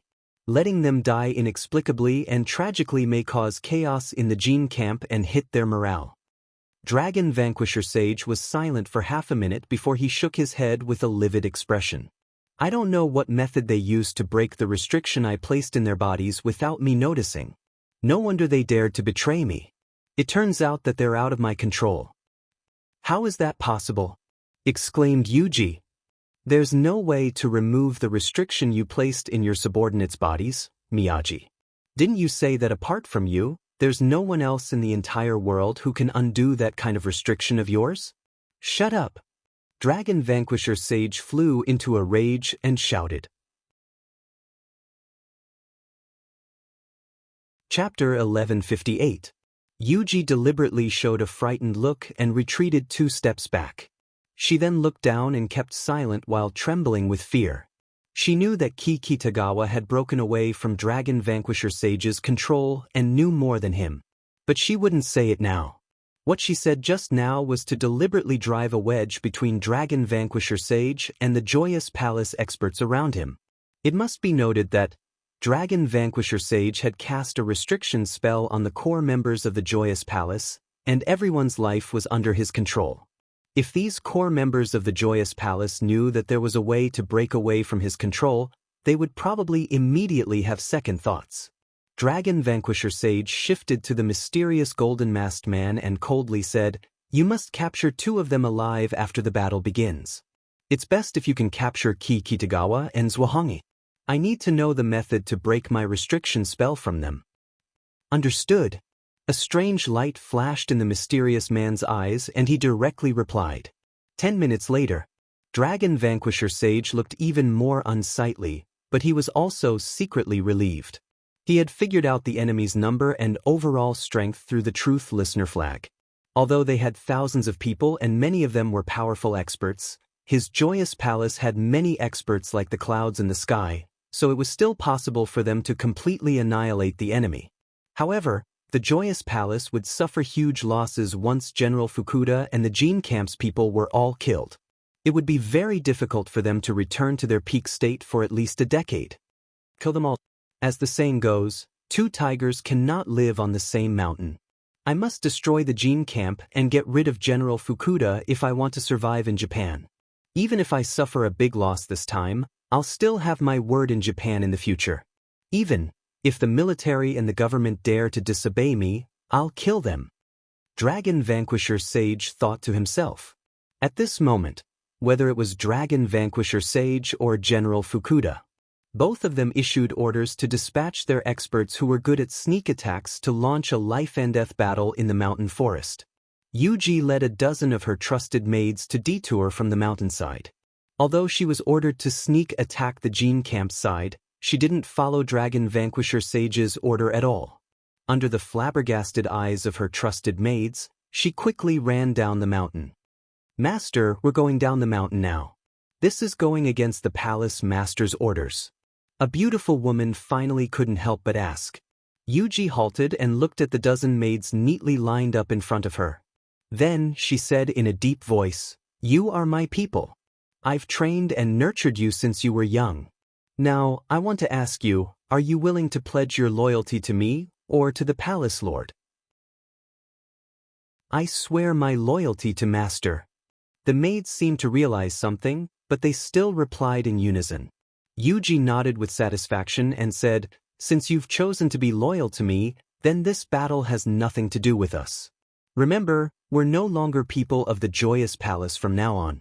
We still have other missions, so we need to evacuate quickly." The maids were startled, but out of trust in Yuji, they quickly exchanged glances with each other and rushed down the mountain behind Yuji. At the Jin camp, Kitagawa was sitting cross-legged in his tent with big beads of sweat dripping down his forehead. White smoke surged above his head and his glabella looked like an earthworm was constantly wriggling. Puff!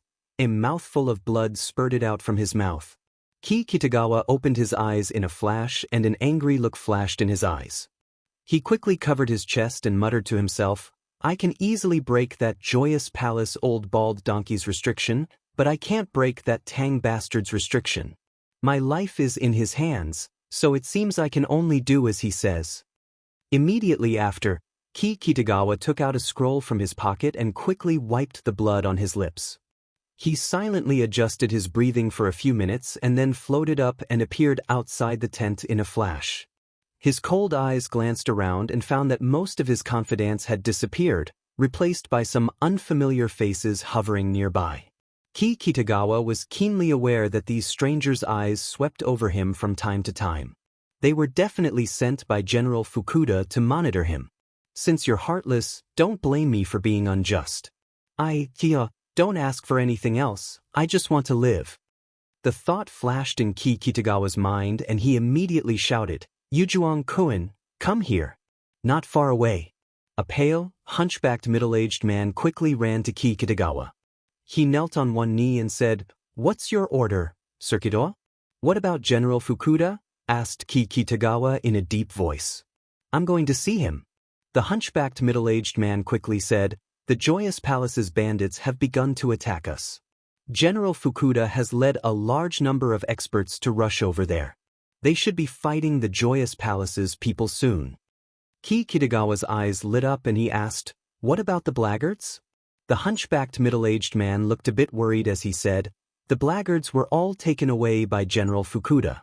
Except for me, the others have also gone to kill the enemy for the sake of the Jin camp's victory." Deep inside, Kitagawa hated Yujuan-kun. He knew why General Fukuda only left him with Yujuan-kun. It was because General Fukuda thought that Yujuan-kun was just a hunchback with low strength, so it didn't matter if he left him. As for the blackguards, they were his trusted subordinates. After taking all of them away, he could let his own people charge and break through the enemy lines.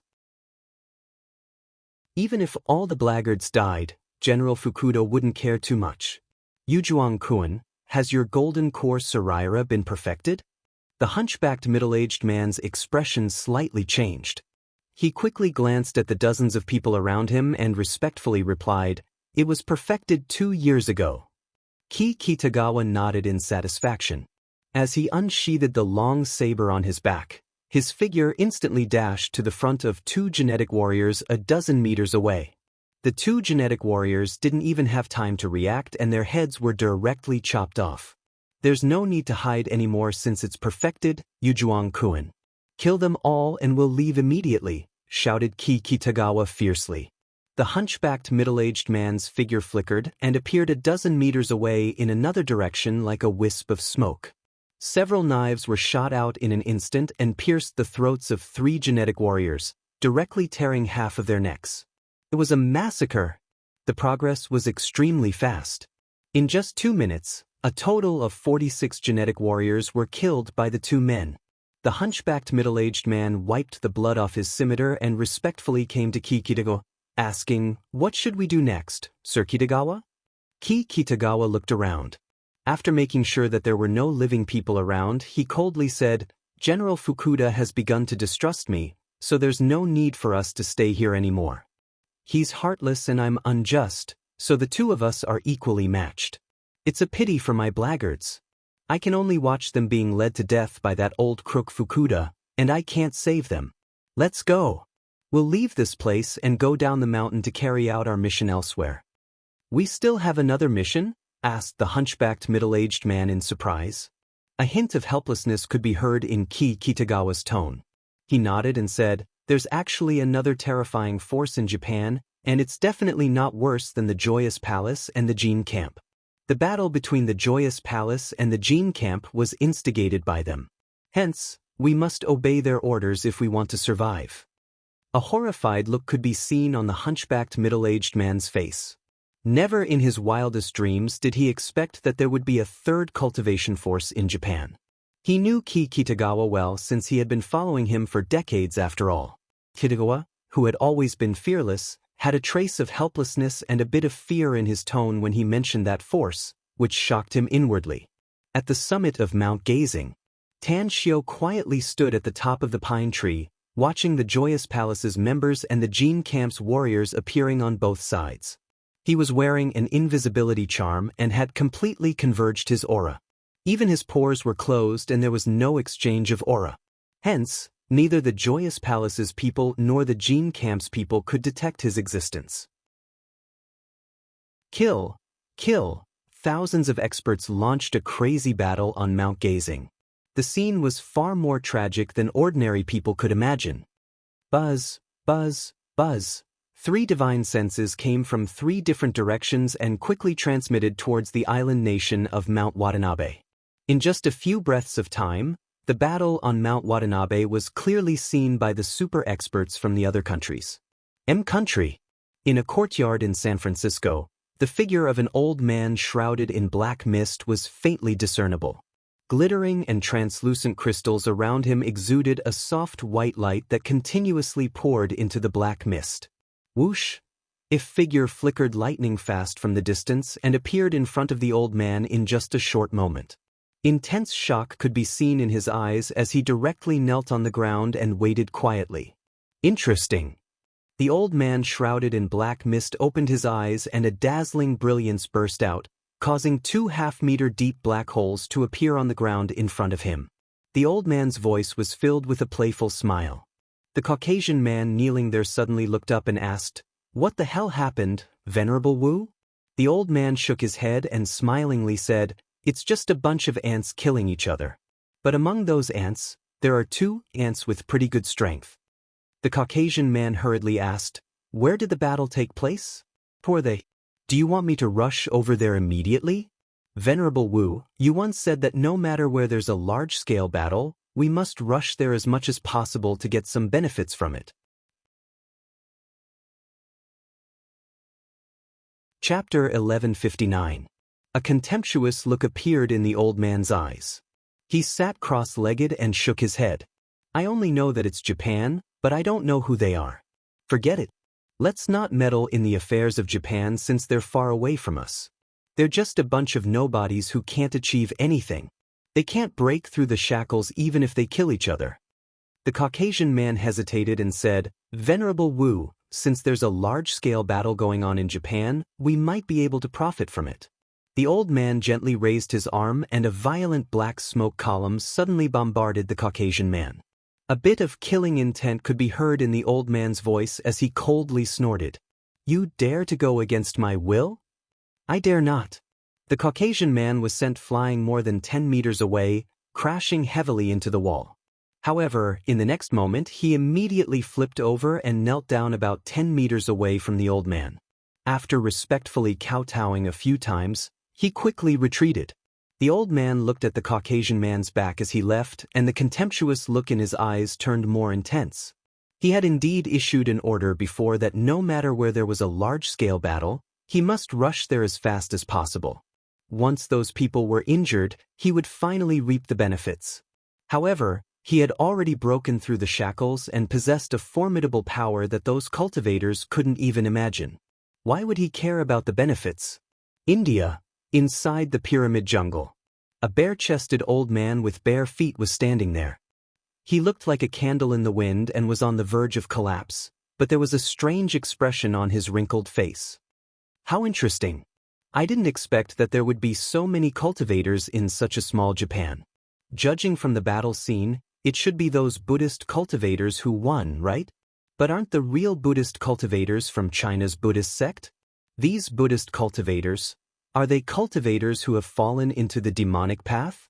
I don't care who they are. They're just a bunch of nobodies that have no effect on me. The most important thing now is to find that spatial passage as soon as possible. 120 years. I only have 120 years left to live. If I can't find that spatial passage and reach the world where the gods are, I'm afraid I'll disappear from this world. The barefooted old man's body suddenly trembled and a violent aura erupted from his body. His overwhelming divine sense instantly bombarded the other two divine senses. The barefooted old man crazily spurted a mouthful of blood. His stooped body instantly straightened up and he shouted, "You two old farts! I'll trample you under my feet sooner or later." Huaxia.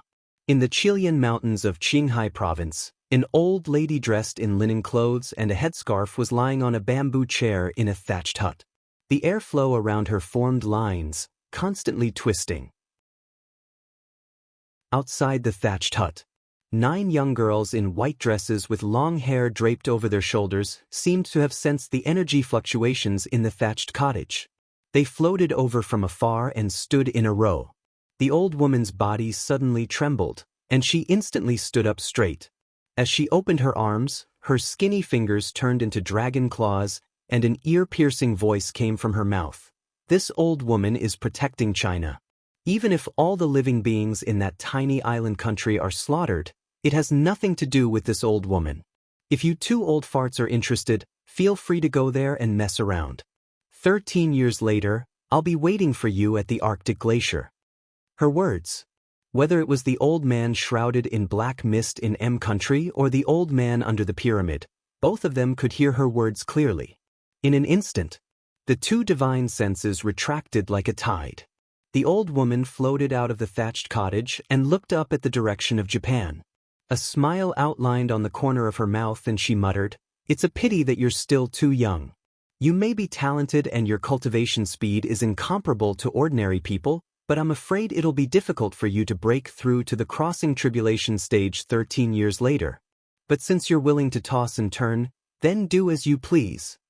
After a while, she retracted her divine sense and looked at the 9 women standing in front of her. A smile appeared on her old face and she slowly said, "Children, since you were born, I've been peeking at your fate from the heavenly mystery. Although I can't see through your past, I'm sure you're fated to meet him. Now that he has made some achievements, it's time for you to leave." "Grandma." The 9 white-robed girls knelt down one after another. Their bright black eyes were full of reluctance. Crystal tears flowed down from their eyes and slid down their beautiful faces. "Fate comes and goes, and karma comes and goes in dreams," said the old woman calmly. "I don't know your fate, nor can I break your sea of knowledge to peek at the world shrouded in darkness. So you need to find it yourself. Go." The white-robed girl in the middle raised her arm to wipe the tears on her face and respectfully asked, "Where are we going to find him, Grandma?"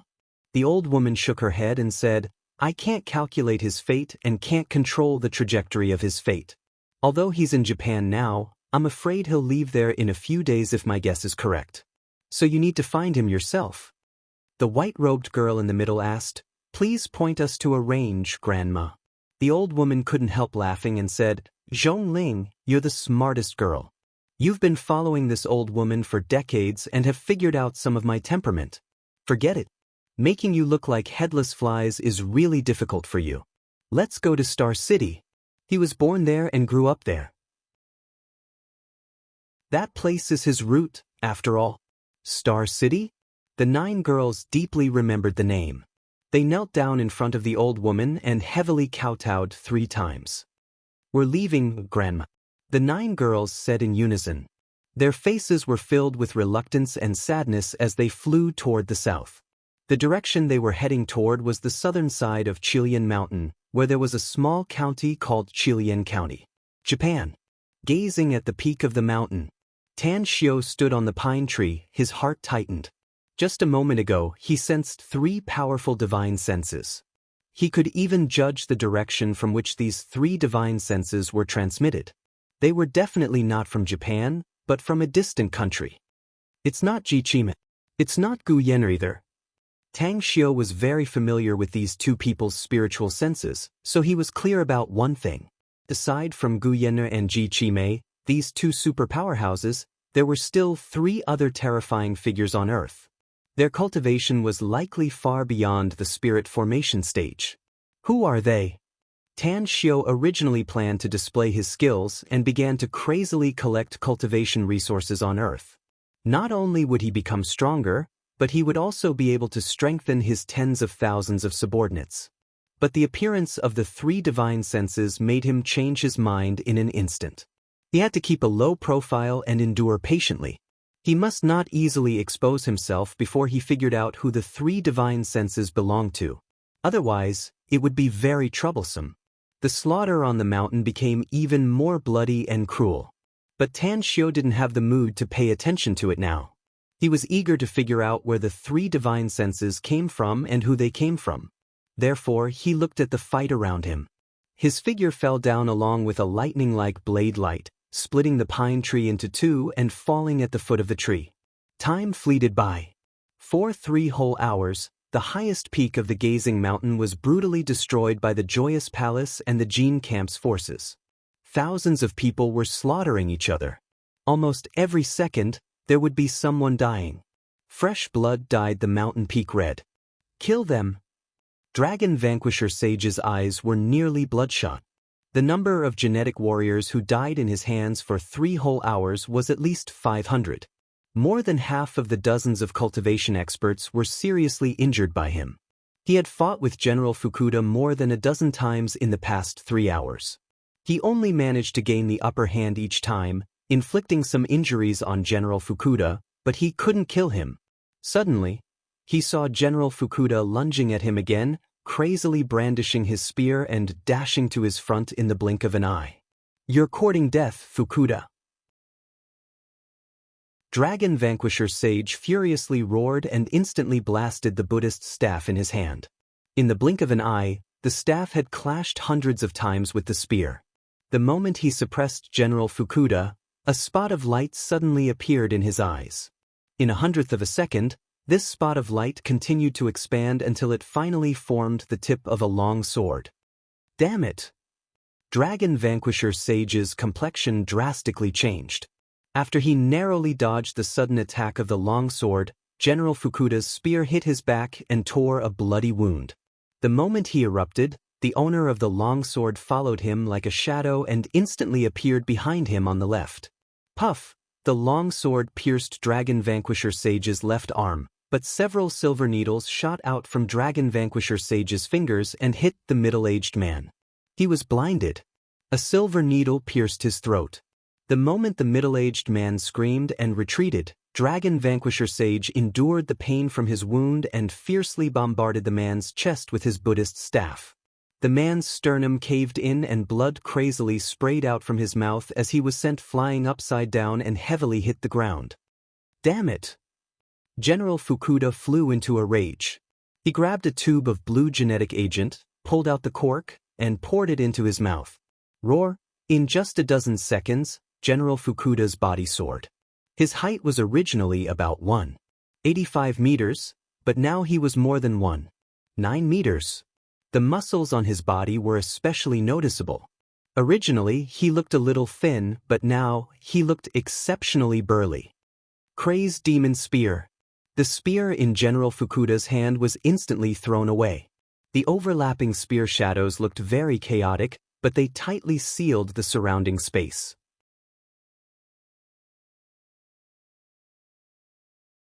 Chapter 1160. Dragon Vanquisher Sage's murderous aura seemed to have materialized. He looked like a demonic monk who just crawled out of hell.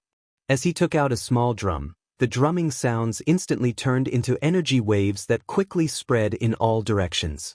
The space where the spear shadows were located became chaotic and countless wind currents kept rampaging, causing General Fukuda's attack power to plummet.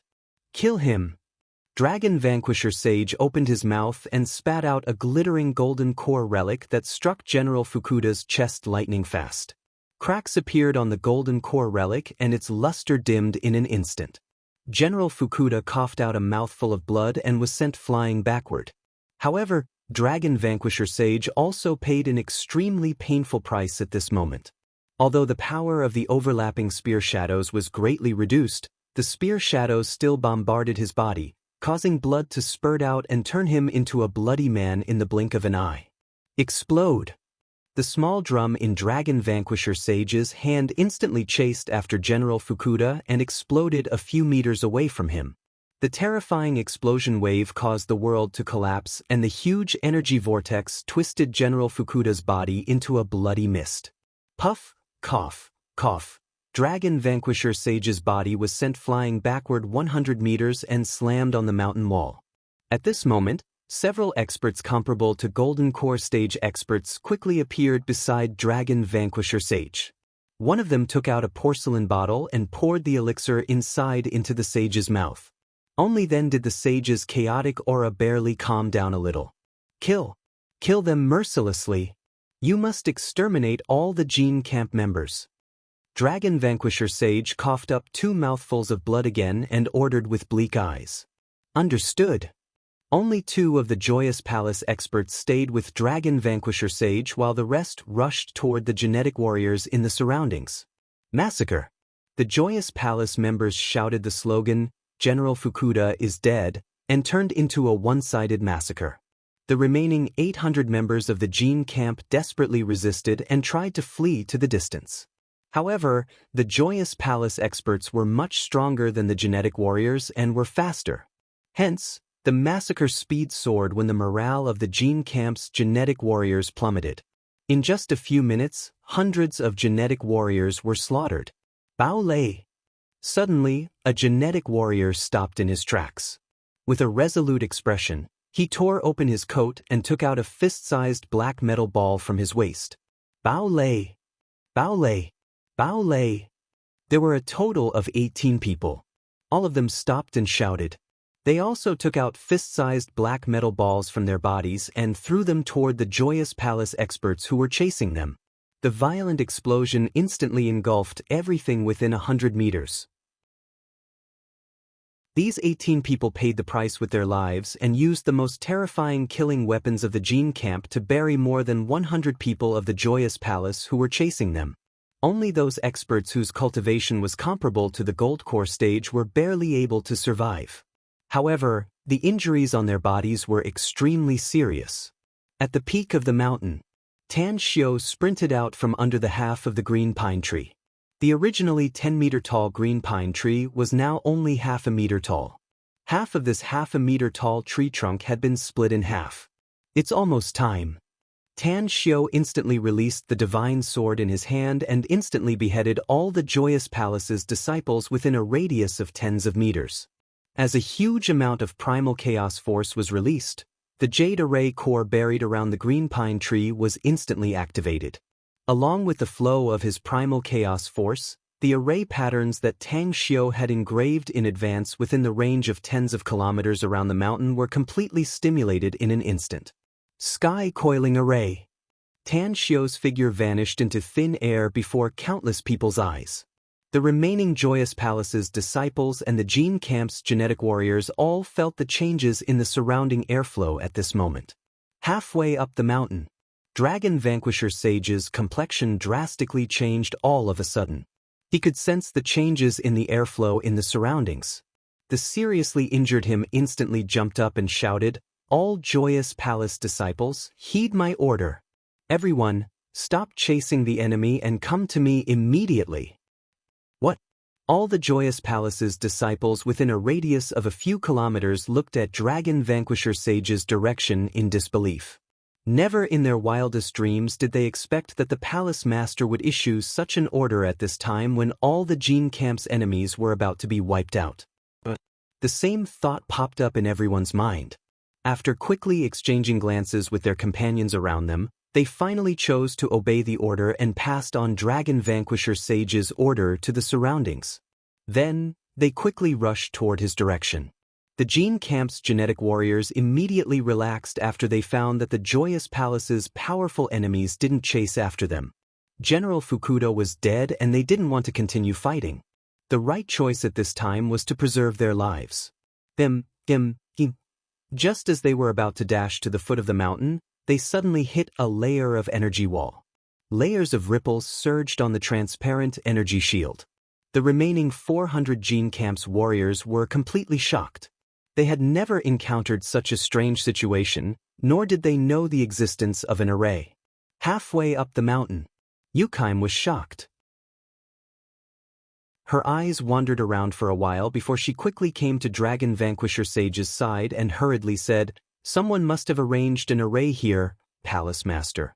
We're now trapped inside." With a solemn expression, Dragon Vanquisher Sage nodded and said, "That's right. Someone has arranged an array here before we came. But I'm sure that it's not General Fukuda or the Gene Camp who arranged this array. It's because General Fukuda is dead and the Gene Camp's genetic warriors don't have such an ability." "Who exactly is it, Palace Master?" asked Yukime hurriedly. "The Gene Camp is our only enemy." Dragon Vanquisher Sage forced himself to calm down. Thoughts flashed in his mind and he rejected all the possible targets. Suddenly, Dragon Vanquisher Sage turned his head to look around and shouted, "Where's Yuji?" "I haven't seen her since the battle began, Palace Master." Yukime shook her head. "You," Dragon Vanquisher Sage sternly shouted, "I once issued an order to capture Kawako, the Yamamoto family's patriarch. Who carried out the mission?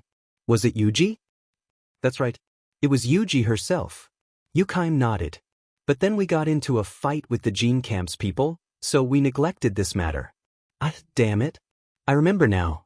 Those people who escaped said that the power behind Kawako should be Chinese cultivators. Could it be that the person who arranged this array is also a Chinese cultivator?" Slap! Dragon Vanquisher Sage fiercely slapped Xue Jiai's face, sending her flying back a dozen meters.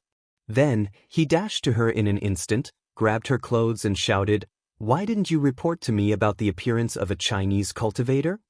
Yukime covered her cheek and hurriedly said, "Palace Master, I thought they were just some small fries and didn't need to report to you at all. Furthermore, we're facing enemies from the Gene Camp, so I plan to wait until we get rid of General Fukuda and the Gene Camp's genetic warriors in the pasture before reporting to you and teaching Kawako and the people behind her a lesson." "Idiot!" Dragon Vanquisher Sage cursed. Others might not know how powerful Chinese cultivators were, but he knew it like the back of his hand. If the Buddhist sect and the Tao cultivation sect were to be compared, he wouldn't hesitate to say that the Tao cultivation sect was more powerful. But it was because China only had one Buddhist sect, but there were more than one Tao cultivation sect.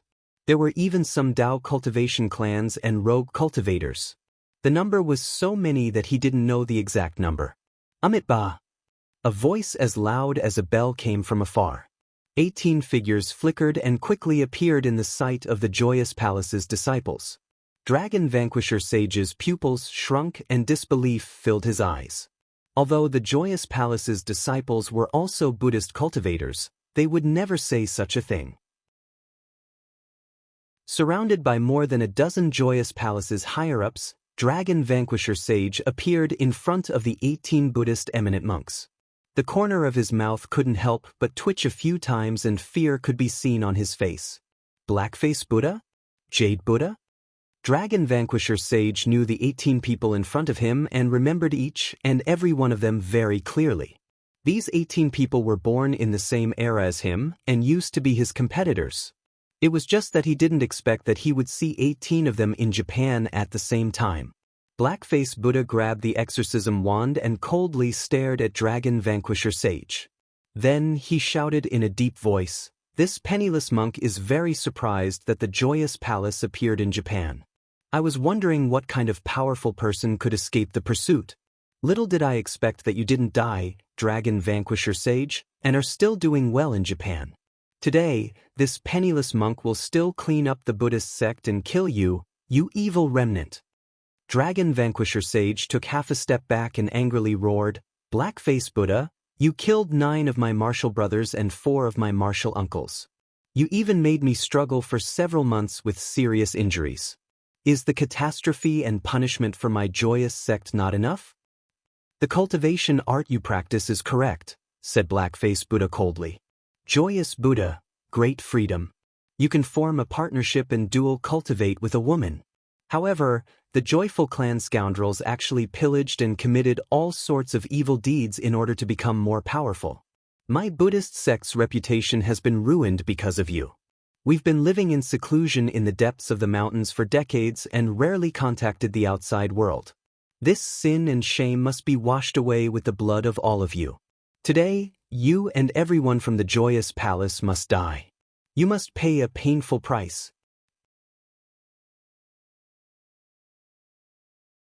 Chapter 1161. Dragon Vanquisher Sage angrily shouted, "We've already paid a terrible price back then. Nearly all the Joyous Sect's disciples were killed. After I escaped, I didn't even dare to return to Huaxia. I didn't dare to take even half a step into that land. All these years, I've never harmed a single Huaxia citizen. Isn't that not enough?" Blackface Buddha, Jade Buddha, and the others looked at each other with thoughtful expressions. None of them were people who killed indiscriminately.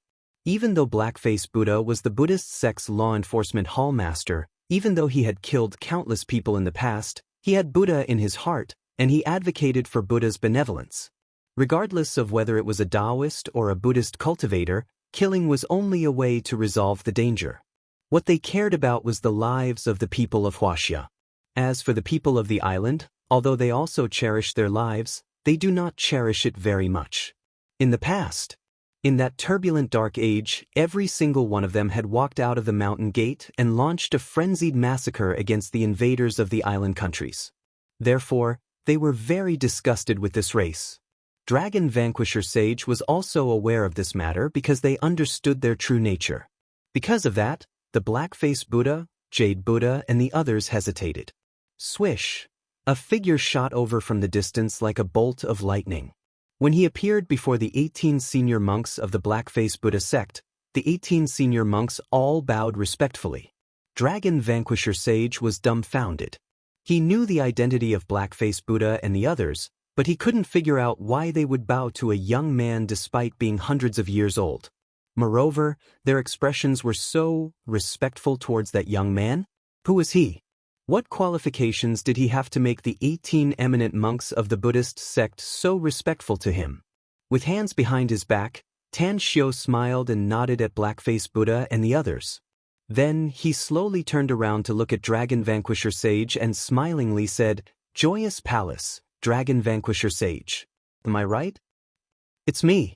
Dragon Vanquisher Sage's face turned solemn. "I think you should have guessed by now that I'm the one who arranged the feng shui grand array here." Tan Xiu chuckled. "You should have guessed that I'm the master behind Kawako Yamamoto." "That's right." Dragon Vanquisher Sage nodded. "I even guessed that you must have done a lot of things in the fight between the Joyous Palace and the Jin camp. It can be said that General Fukuda and I have been tricked by you, right?" Tan Xiu nodded and said, "I admit that I'm the main reason why both of you have developed into this situation." But Dragon Vanquisher Sage suppressed the anger in his heart and asked in a deep voice. Tan Xiu smiled faintly and said, "Why?" "Of course, it's so that my people can completely control the entire island. Whether it's your Joyous Palace or the Jin camp, both are beyond my expectations. With you in Japan, it will be very difficult for Kawako to control the entire country in a short time." Dragon Vanquisher Sage looked at Tan Xiu incredulously and blankly said, "You're a Chinese cultivator, yet you actually came to Japan to snatch my territory?" Tan Xiu sneered and said, "The cultivation resources on Earth are very limited. Be it the island nation or any other place in the world, as long as there are cultivation resources, I want to take them for myself. The path of cultivation is to fight against the heavens, against the earth, and against men." Dragon Vanquisher Sage fell into silence. He knew that Tan Xiu's words made sense. Wasn't the reason why he occupied Japan and secretly developed there in the first place for cultivation resources? Tan Xiu slowly turned around and looked at Blackface Buddha and Jade Buddha, asking, "Two masters, I just noticed a hesitant look on your faces. Is it because the persistence in your heart has loosened?" Blackface Buddha and Jade Buddha exchanged glances. Then, Jade Buddha shook his head with a bitter smile and sighed. "It's indeed a bit loosened. Dragon Vanquisher Sage is a remnant of my Buddhist sect and has committed a heinous crime. But he has never stepped into China all these years, nor has he harmed any Chinese people. Likewise, he has never brought harm to my Buddhist sect. So, Tan Xiu raised his hand to interrupt him and nodded. As the saying goes, lay down the butcher's knife and become a Buddha on the spot. I agree with this saying of the Buddhists. He has already paid the price for his past grievances. Can you spare his life if he's willing to lay down the butcher's knife now? This, Blackface Buddha and Jade Buddha exchanged dismayed glances with hesitation on their faces. Dragon Vanquisher Sage's eyes lit up and he cupped his fists toward Tan Xiu. How should I address you, mister? I'm Tan Xiu, answered Tan Xiu. Having said that, Tan Xiu took out a half-pack of cigarettes from his interspatial ring and lit one up. After taking 2 deep puffs, he slowly said, Dragon Vanquisher Sage, you should be aware of the consequences of my Taoist and Buddhist sects joining hands this time. The feng shui array I've arranged here absorbs the world's spiritual energy, the spiritual force of the earth veins, blood as the medium, and souls as the divine guide to eventually form a super-killing array. Even if the masters don't appear, I can still kill everyone in this array with my own power. But you can live if I come forward to protect you. You just need to give up resisting and lay down the butcher's knife. Blackface Buddha suddenly interjected, It's not impossible to spare his life, Sect Master Tang, but the joyous palace must be removed. We will never allow our Buddhist sect's cultivation art to be spread out. Further, he can be pardoned from death, but he can't escape punishment. He must return to the Buddhist sect with us and accept 100 years of imprisonment as punishment. Dragon Vanquisher Sage fell into silence and struggled inwardly. How should he choose? He had wanted to take revenge countless times in the past few years, but it was really difficult for him to surrender without a fight. Yet, was there anyone from the Buddhist sect in the vicinity under such circumstances? There was also this Tan Xiu. Although the feng shui array he arranged was powerful, he believed that he still had the ability to protect himself. However, Blackface Buddha just addressed him as Sect Master Tang, meaning that he was the sect master of a Taoist cultivation sect. How many experts from the cultivation world were here or in the vicinity? Suddenly, a glint flashed in Dragon Vanquisher Sage's eyes and he said in a deep voice, You want me to surrender without a fight and face the wall in the Buddhist sect for 100 years? That's not a problem. But I have a request. If you can agree to it, I'll immediately make everyone give up resisting. Dragon Vanquisher Sage, you still want to make a request? Blackface Buddha angrily shouted. What qualifications do you have to make a request, Dragon Vanquisher Sage? Killing intent surged inside Tan Xiu's heart. He could vaguely guess what Dragon Vanquisher Sage wanted to ask for. However, he still asked indifferently, Tell me your request. My joyous palace saintess is missing. I raised her, so she's the closest person to me, said Dragon Vanquisher Sage slowly. I'll agree to your request if you can help me find her and make her follow me to the Buddhist sect in China to face the wall for 100 years. Otherwise, we'll just have to part ways. If you want to kill me, I'm afraid you'll have to pay an extremely painful price. As expected, a glint flashed in Tan Xiu's eyes. He could feel Dragon Vanquisher Sage's unwillingness. After all, he had lived a carefree and happy life for so many years. How could he be willing to be imprisoned for 100 years? In Dragon Vanquisher Sage's eyes, Saintess Gong Wan-er's physique was like a human cauldron. Dragon Vanquisher Sage's cultivation would skyrocket once he obtained Gong Wan-er's body. At that time, Dragon Vanquisher Sage's combat prowess would be on par with him. At that time, no one in the entire Buddhist sect would be able to subdue him. At that time, it was very likely that the Buddhist sect would face a great calamity. It was very likely that blood would flow like a river at that time.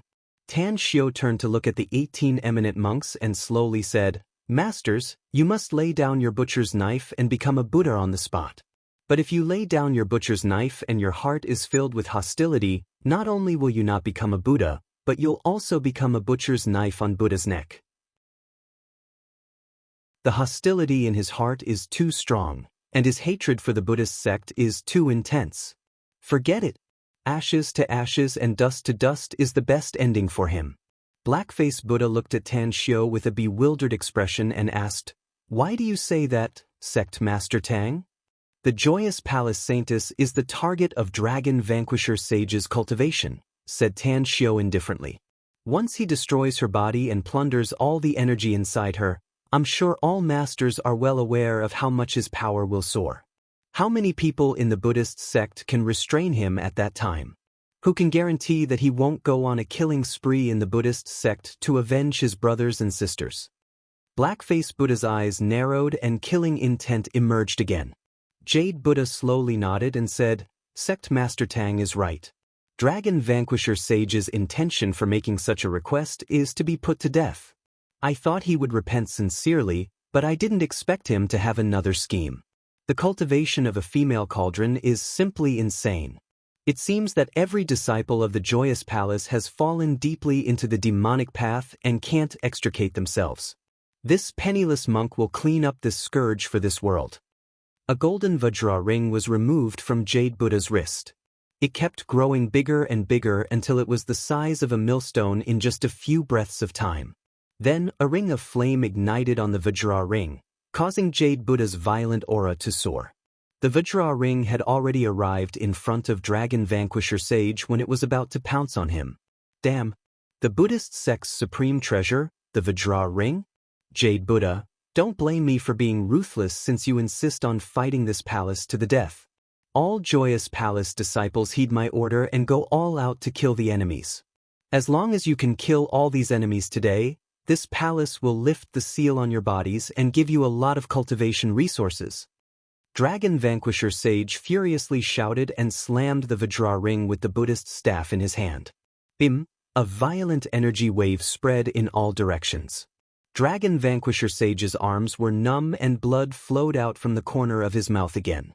His body violently retreated, but the Vajra ring was also blasted tens of meters away. Jade Buddha's body trembled and disbelief filled his eyes. He realized that his strength couldn't compare to Dragon Vanquisher Sage at all. If it wasn't for Dragon Vanquisher Sage being seriously injured, he would have been seriously injured by the blow just now. He fiercely shouted, "Senior and junior brothers, this fella has stepped into the demonic path and is much stronger than before. Let's join forces to kill them and completely eliminate this Joyous Palace."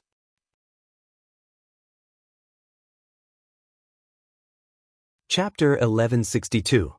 Kill! Kill! The other eminent monks turned into meteors and pounced toward Dragon Vanquisher Sage. All of them were eminent monks who had been cultivating for hundreds of years and were naturally not weak. Even the weakest among them was comparable to a golden core expert. Blackface Buddha and Jade Buddha, on the other hand, were comparable to nascent soul stage experts. With everyone joining hands, more than a dozen Joyous Palace disciples were killed in just a dozen breaths. Tan Xiao didn't participate in the battle. His figure was like a cannonball as he bolted toward the top of the mountain. He needed to control the entire array now. If Dragon Vanquisher Sage and the others had risked their lives to attack just now, they might have had a chance to escape without his support. But now it was too late. At the eye of the array, Tan Xiao narrowed his eyes.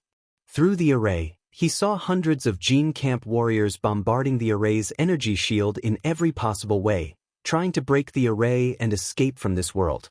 "Then I'll kill you first." A cold glint flashed in Tang Xiao's eyes. After completely activating the array, the entire piercing mountain was covered in dark clouds, lightning flashed, and thunder rumbled. Lightning bolts broke free from the thick dark clouds and bombarded hundreds of genetic warriors. At the same time, strong corrosive raindrops fell from the sky. Arg, damn it. What the hell is this? Hundreds of genetic warriors were caught off guard and could only watch helplessly as the lightning bolts pierced their chests and penetrated their companions' heads. Dozens of powerful experts who were comparable to Golden Core stage experts barely managed to avoid the lightning bombardment, but the raindrops still fell on their bodies. Caught off guard, the intense corrosive pain made them lose their minds, and more than a dozen of them were killed by the bombardment of lightning bolts. Halfway up the mountain, all the Joyous Palace members' complexion drastically changed. Looking at the doomsday-like environment in front of them, they felt chills running down their spines and most of their fighting spirit was extinguished. Dragon Vanquisher Sage was under the joint attack of 4 eminent monks, especially Blackface Buddha and Jade Buddha. Each time, he was in danger and his internal injuries worsened as the battle went on. As the bolts of lightning struck down from the surroundings, even though they affected the experts of the Buddhist sect, they affected him even more. Black-faced Buddha, Jade Buddha, you damned bastards. If this palace wasn't seriously injured, do you think clowns like you would be able to oppose me? What bullshit, eminent monks. They were just a bunch of despicable and shameless people who took advantage of others when they were down. If you have the ability, then let me recuperate. At that time, I will be able to kill all 18 of you bastards by myself. Blackface Buddha, Jade Buddha, and the others' killing intent intensified and they no longer answered Dragon Vanquisher Sage's question. They kept casting all kinds of Buddhist arts and divine abilities, causing more and more damage to Dragon Vanquisher Sage. Tan Xiao, who had completely activated the array, returned to this place once again. His figure kept flashing like a ghost. It was a piece of cake for him to kill Joyous Palace's disciples with his strength at the spirit formation stage. As the corpses fell to the ground, Tan Xiao's figure kept appearing in various areas. 2 minutes later, Tan Xiao stabbed a Joyous Sect expert with a dagger and pushed the corpse toward Dragon Vanquisher Sage's direction. When he was tens of meters away from Dragon Vanquisher Sage, Tan Xiao kicked the corpse's chest and chased after it. Dragon Vanquisher Sage looked at his subordinate who was sent flying backward. Not only was there no worry on his face, but he also looked ecstatic instead. He blasted away Blackface Buddha, Jade Buddha, and the others with all his might and instantly appeared next to that subordinate. He wanted to escape and leave this place. As long as he recuperated from his injuries, he would look for these bald donkeys to settle the score. Puff! The divine sword split the corpse into 2 halves, and Dragon Vanquisher Sage's remaining arm was also cut off by the divine sword. At the same time, the wind currents turned into ropes and instantly bound Dragon Vanquisher Sage's legs. The moment his complexion drastically changed, the divine sword pierced his chest. Buzz! The golden core relic flew out of Dragon Vanquisher Sage's chest. Along with a furious roar, it quickly shot into the distance. A chilling glint flashed in Tang Xiu's eyes. He cast a thunder art and a lightning bolt as thick as a bucket came crashing down from the sky. It accurately bombarded the golden core Saraira, directly engulfing it and completely destroying it. Blackface Buddha and Jade Buddha quickly appeared in front of Tan Xiu with a respectful look on their faces. They joined their palms together and said, "Thank you for your trouble, Sect Master Tang. I didn't expect that Dragon Vanquisher Sage's strength would have increased to this extent after not seeing him for decades. If he hadn't been seriously injured before, the 4 of us wouldn't have been his match even if we joined hands." That's right. Falling into the demonic path can indeed greatly increase one's cultivation. Dragon Vanquisher Sage has been wantonly in Japan all these years and I'm afraid he has defiled a lot of women. It's good for his cultivation, but his Buddhist heart has been completely shattered. Now that he's dead, it can be said that the ashes have returned to the dust and the evil karma has reaped its rewards. The most terrifying thing in the world is the human heart. Tan Xiu nodded. If there's kindness in the heart, then you can become a Buddha after laying down the butcher's knife. But if there's no kindness in the heart, then it'll be a boundless hell. Just like what we often say, knowing one's mistakes and being able to mend them is the greatest. Since he knows his mistake and has no intention to repent, then we can only get rid of him to avoid future troubles. Having said that, Tan Xiu glanced around and sighed. Thousands of lives are going to be buried here. Even if I can't bear it, they're all people plagued with evil karma, so I can only free them. Sect Master Tang has a kind heart, said Blackface Buddha in a deep voice. But you're right. Whether they're from the Joyous Palace or those genetic warriors, each and every one of them has a very thick killing aura, enough to prove that they have killed a lot of people. Those who kill will always be killed. I don't think it's a pity for them to die. On the contrary, I think they deserved it. Buddha once said that killing an evil person is equal to saving countless good people. Although Buddhism and Taoism are divided into two branches, the myriad great Taoists still lead to the same destination. Tan Xiu nodded. Let's kill them all, masters. Kill! Blackface Buddha and Jade Buddha nodded and their figures darted to the surroundings. Blades flashed and swords flashed as blood rained down. Tan Xiu's heart had long been tempered to be as firm as iron and stone, and he didn't show any mercy when it came to killing people. Among the people from the Joyous Palace and the Jin camp, only Dragon Vanquisher Sage and General Fukuda had the same strength as him. Now that the two of them were dead, Tan Xiu's killing spree was particularly crazy. Half an hour passed. 4 of the 18 eminent monks of the Buddhist sect died in the mountain forest, while the rest were injured, with 2 of them suffering serious injuries. If it wasn't for Tan Xiu's timely delivery of holy healing medicine, they would have likely died. Blackface Buddha and Jade Buddha might be powerful, but the number of enemies was just too many. When the last enemy was slaughtered, their Buddhist power had been exhausted and they were riddled with scars. Take the medicine. Tan Xiu finally took a jade bottle and came to Blackface Buddha and Jade Buddha. After handing it to them, he said, "Your injuries are not serious, but it's better to recover as soon as possible. We're now in Japan, and no one knows if there are any dangers there. The sooner we restore our strength to the peak, the better we can prevent any crisis."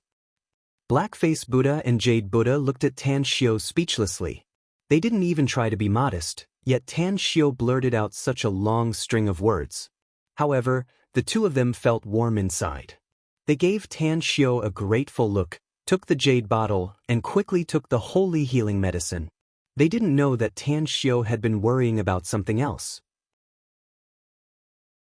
Although the 3 huge intents he sensed before all came from afar, who could guarantee that they wouldn't interfere in the fight in Japan? In case they sent people here, it would be inevitable that a dispute would break out. Soon after, everyone left the Gazing Mountain and split into 2 groups, rushing toward the Joyous Palace and the Jin camp. The 14 eminent monks rushed to the Jin camp since they learned in advance that the Joyous Palace was protected by a very strong array, leaving the Joyous Palace's side to Tan Xiu. However, when Tan Xiu arrived at the Joyous Palace, he found that all the Joyous Palace's members on the island had been killed and Mo and his men had occupied the Joyous Palace. "It's a big harvest, sect master."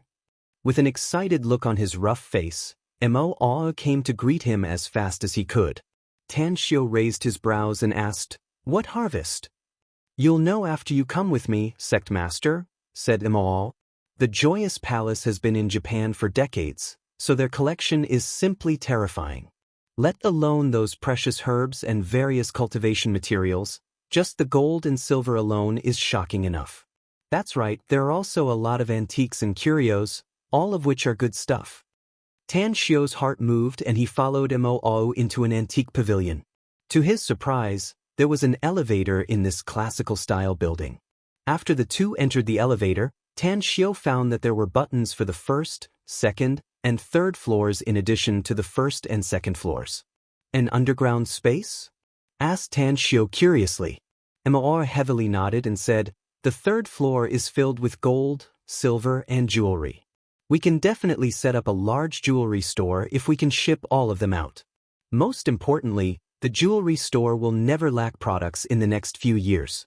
The 2nd floor is filled with antiques, precious ores, fierce beasts' bones, and so on, and the 1st floor is filled with all kinds of precious herbs." Tan Xiu was secretly looking forward to it after hearing it. What he lacked the most now was not money, but cultivation resources. After all, the Tang sect had hundreds of members, and the child legion they trained was a terrifying machine that consumed cultivation resources. The annual consumption of resources was a terrifying number. After a while, when the elevator stopped on the 3rd floor, the elevator door was opened. Just as Tan Xiu stepped out of the elevator, he was shocked by the scene in front of him.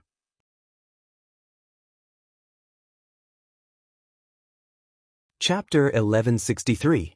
The underground space was the size of a football field and nearly 6 meters high, supported by huge pillars. The space inside was half the size of a football field, with rows of neatly arranged cabinets with gold bricks stacked on top of them. Even though Tan Xiao had seen a lot of gold, it couldn't be compared to the amount in front of him. This gold is at least 100 tons. Tan Xiao secretly estimated and felt that his estimation should be a lot less. On both sides of the outer space were the shelves stocked with silver. The number of fist-sized silver ingots was roughly estimated by Tan Xiao, and he felt that it was no less than gold. Most importantly, there were a lot of beautifully carved silverware inside. On the other side were a lot of gold, silver, and jewelry. Tan Xiao released his spiritual sense and was shocked by the number of diamonds he found. Looking at Tan Xiao's dull expression, O proudly said, "Sect Master, you're scared, aren't you? I was also shocked when we first entered this place. Possessing so much wealth is definitely enough to rival a country. I really don't know where the Joyous Palace Master got so much wealth." That's right. Tan Xiao took a deep breath and turned to look at Mo, asking, "Can you tell me what's the fastest way to make money in the world?" "Opening a bank?" asked O after thinking for a while.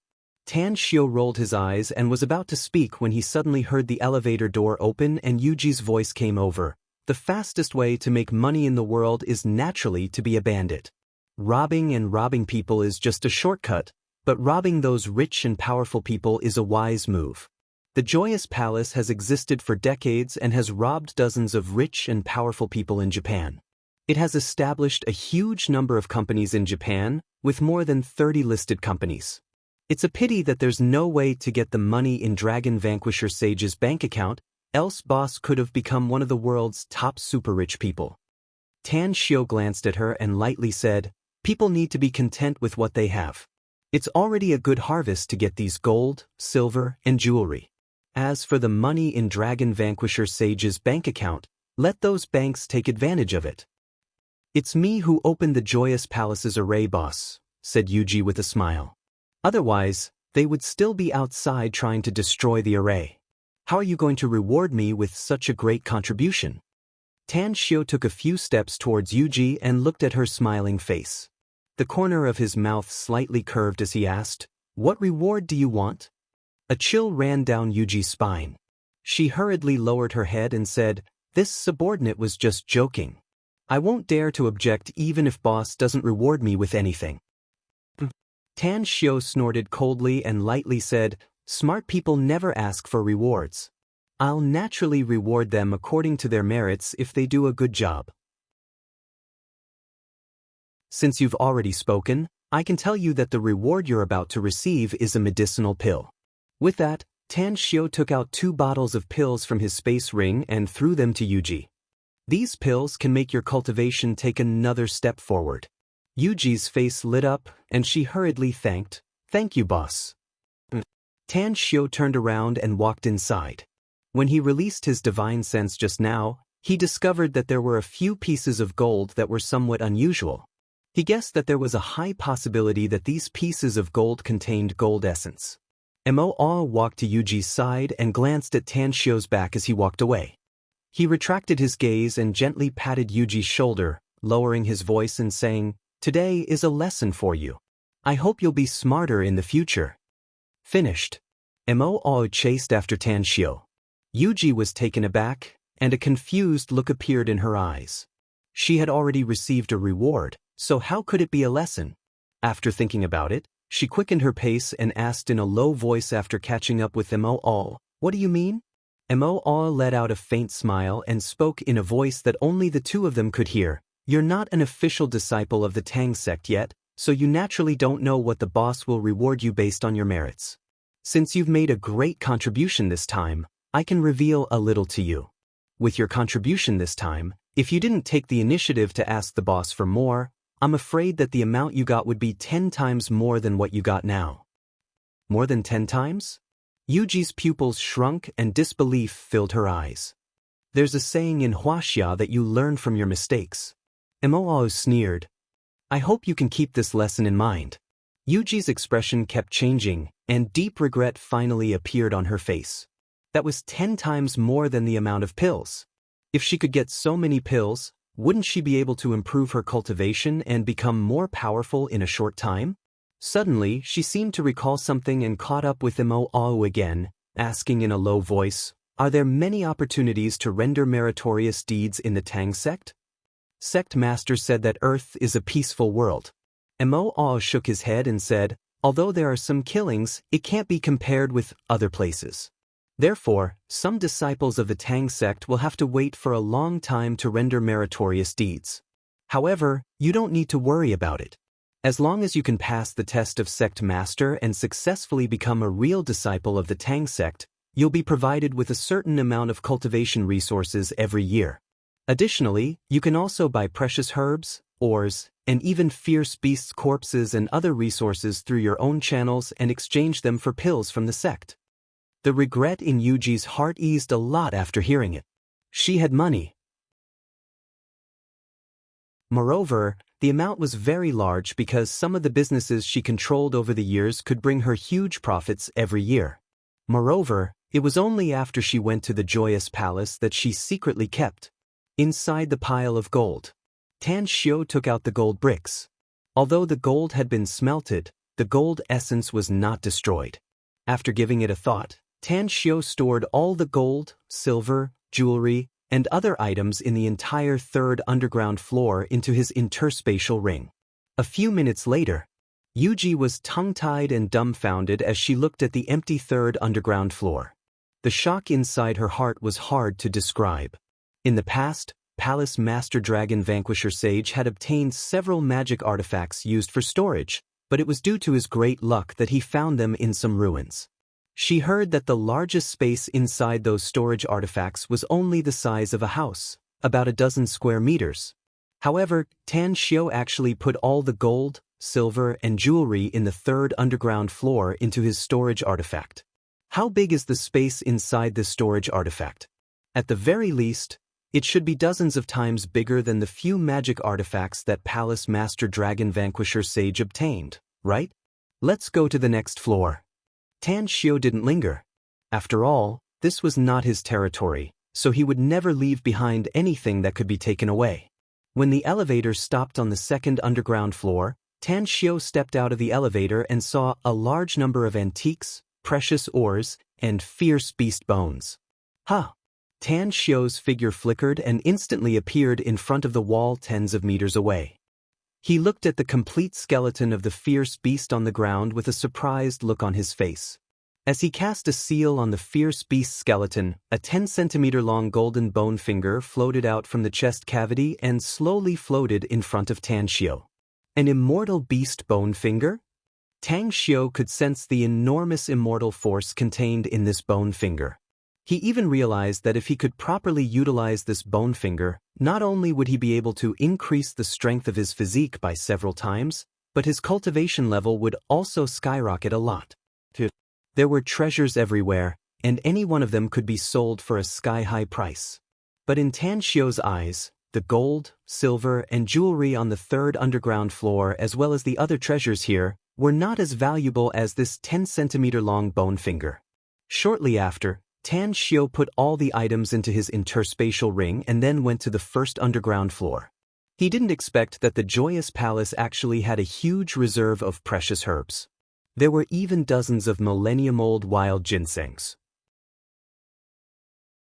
After leaving the underground space, Tan Xiu, accompanied by Mo and Yuji, circled around the entire island and found that Mo and the others had nearly plundered all the valuable things in the Joyous Palace. He even saw Mo stuff the bed of Dragon Vanquisher Sage, the Joyous Palace Master, into his interspatial ring because the bed was made of precious gold-threaded Phoebe wood. "This is for you, Sect Master." Mo obviously didn't want to give the looted things to Tan Xiu, but there was one thing he didn't dare to keep, a chair. Its entire body was crystal clear and was made of cold ice jade. "That's a good thing." Tan Xiu looked surprised. "It's indeed a good thing, so I didn't dare to keep it for myself." Mo smiled. Tan Xiu smiled and patted Mo's shoulder. He then threw a jade bottle to him and smilingly said, "This is the soul accumulating pill. I consumed a lot of herbs and barely managed to refine 4 of them. Take it now and wait until we return to Nine Dragons Island before you go into seclusion." Mo Ao's spirit shook and he hurriedly asked, Sect Master, the effect of this soul-accumulating pill is, take this soul-accumulating pill and it will greatly enhance your spiritual sense. At the very least, it will be comparable to the spiritual sense of a peak nascent soul expert, said Tan Xiu with a smile. Hiss, Mo Ao couldn't help but gasp. His strength had progressed very fast, but his spiritual senses' improvement was very slow. His spiritual senses' intensity was even lower than his younger brother, Mo Ao's. Therefore, what he was most eager for now was not a pill that could enhance his cultivation, but a pill that could enhance his spiritual sense. Sect Master. Warmth surged inside Mo Ao's heart. He opened his mouth, but the words of gratitude were swallowed back into his stomach. A gentleman would die for his bosom friend. At this moment, Mo Ao thoroughly understood the meaning of this sentence. He felt that he wouldn't even blink if Tan Xiu wanted him to die at this moment. Tan Xiu patted Mo Ao's shoulder and smilingly said, Cultivate well. I hope you'll always be a great general by my side. At the side, listening to the conversation between Tan Xiu and Mo, Yuji's eyes turned red with jealousy. As a cultivator, how could she not understand the preciousness of the soul-accumulating pill? If she could get a soul-accumulating pill, her strength would probably soar.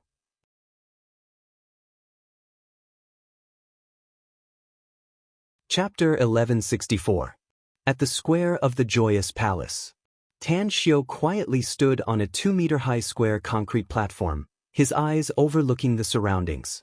The moment he set foot on this isolated island, he was keenly aware that the concentration of heaven and earth energy here was several times richer than Japan's capital. It wasn't an array.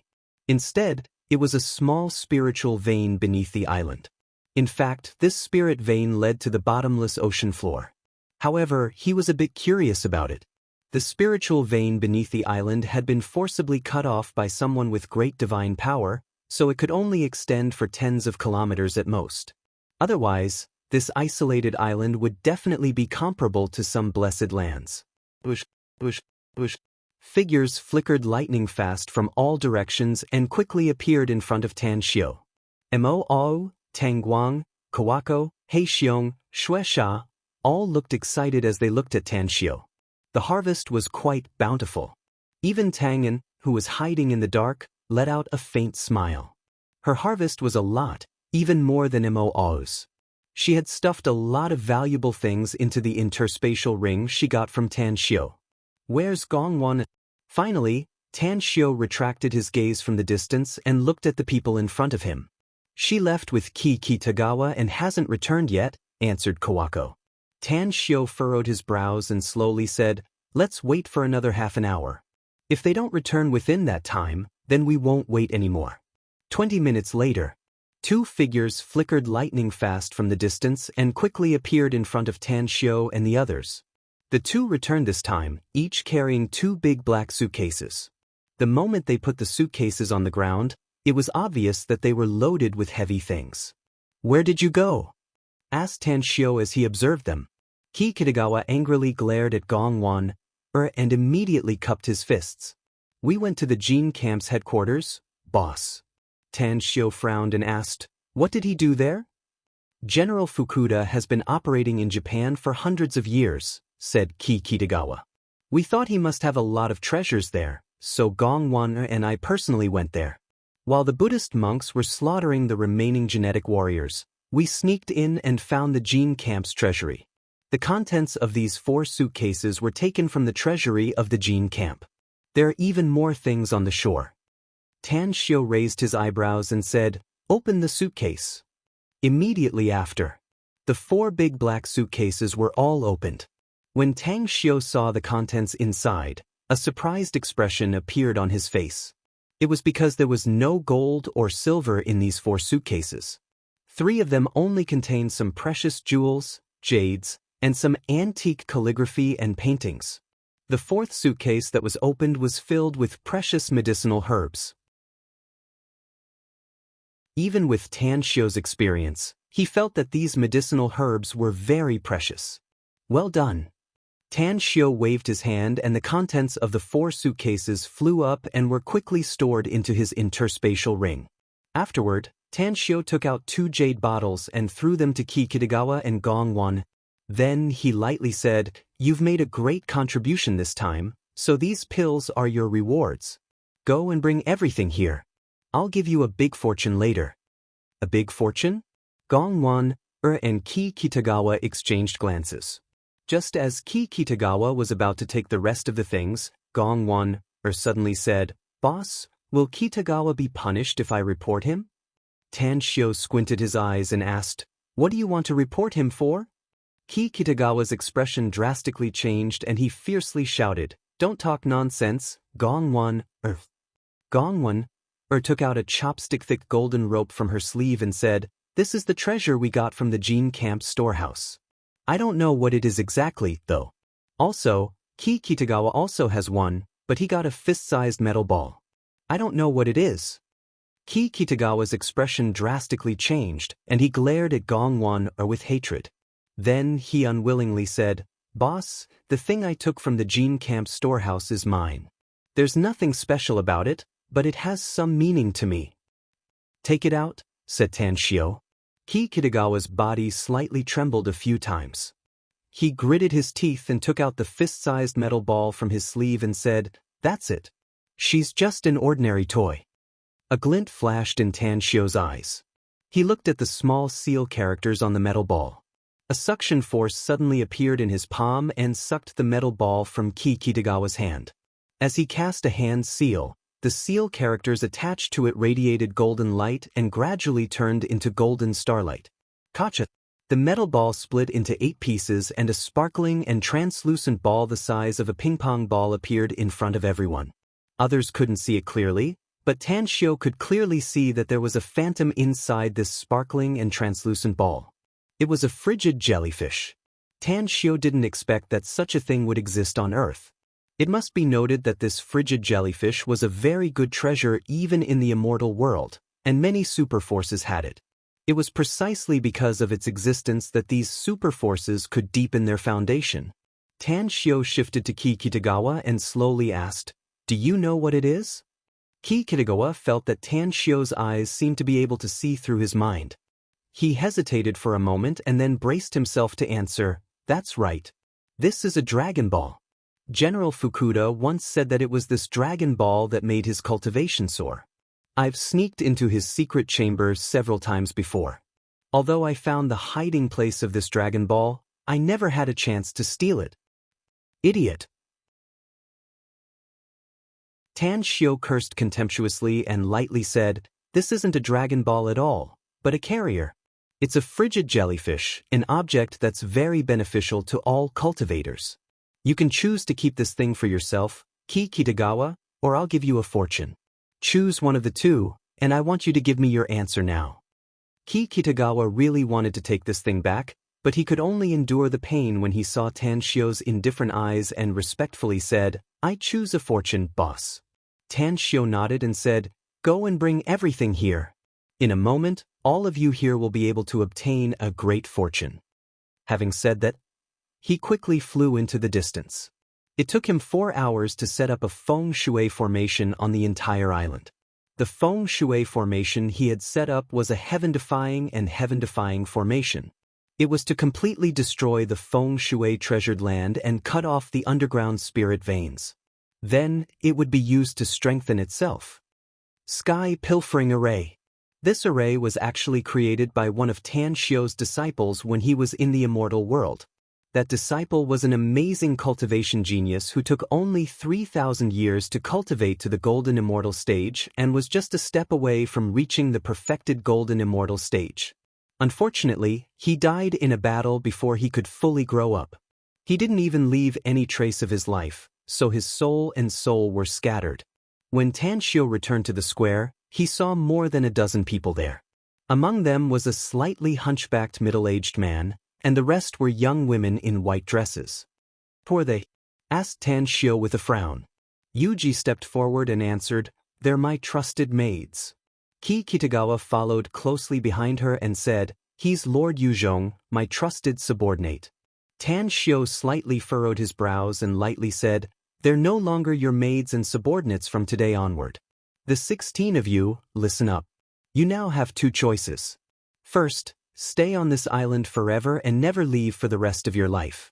Second, become Kawako Yamamoto's subordinate and stay in Japan to work for her. Yuji and Ki Kitagawa exchanged glances. Anger flashed in their eyes, but they didn't dare to utter a word. The 16 of them exchanged dismayed glances. They looked hesitant and didn't know what to choose for a while. As a matter of fact, they didn't know Tanshio at all. But they were smart enough to guess that Tanshio was the leader of that mysterious force when they saw their master being so respectful to him. Lord Yuzhong came to Tanshio and cupped his fists. Sir, I'm trained by Sir Kitagawa. He's my master. I won't dare to refute if he wants me to follow someone else, but others are not qualified to decide my decision. Is that so? A chilling light flashed in Tanshio's eyes. A silver needle appeared between his fingers and shot toward Lord Yuzhong in just 1/100th of a second. The speed of the silver needle was extremely fast. Despite Lord Yuzhong's formidable strength, he still couldn't resist and his chi-si was pierced by the silver needle. Puff! Lord Yuzhong staggered back a few steps and covered his abdomen with disbelief in his eyes. He could clearly feel that the power in his chi-si was quickly dissipating. He couldn't stop it even though he tried to block it with his energy. Your master chose to submit to me, yet you dare to talk to me like this? You're really courting death, said Tanshio indifferently. Don't blame me for being ruthless since you don't listen to my order. You'll stay on this island forever to fend for yourself from now on. You crippled my cultivation? Lord Yuzhong glared at Tanshio viciously, wishing that he could immediately kill Tanshio. I'm sparing your life because of Kitagawa's face, said Tanshio coldly. Now move a kilometer away from me, else you'll turn into a corpse the next moment. Back off. Murderous intent toward Tanshio arose in Kitagawa's heart, but he was well aware of Tanshio's strength. Even if he were to risk his life, he wouldn't be able to injure Tanshio much. Therefore, he could only suppress his killing intent for the time being and wait for the day when he could escape from Tanshio's clutches to make him suffer a fate worse than death. Puff! An immortal sword pierced Kitagawa's back. Tang and kicked Kitagawa and sent him flying more than 10 meters away, causing him to heavily fall at Tanshio's feet. She then coldly snorted and said, "You're courting death by trying to kill Grand Master."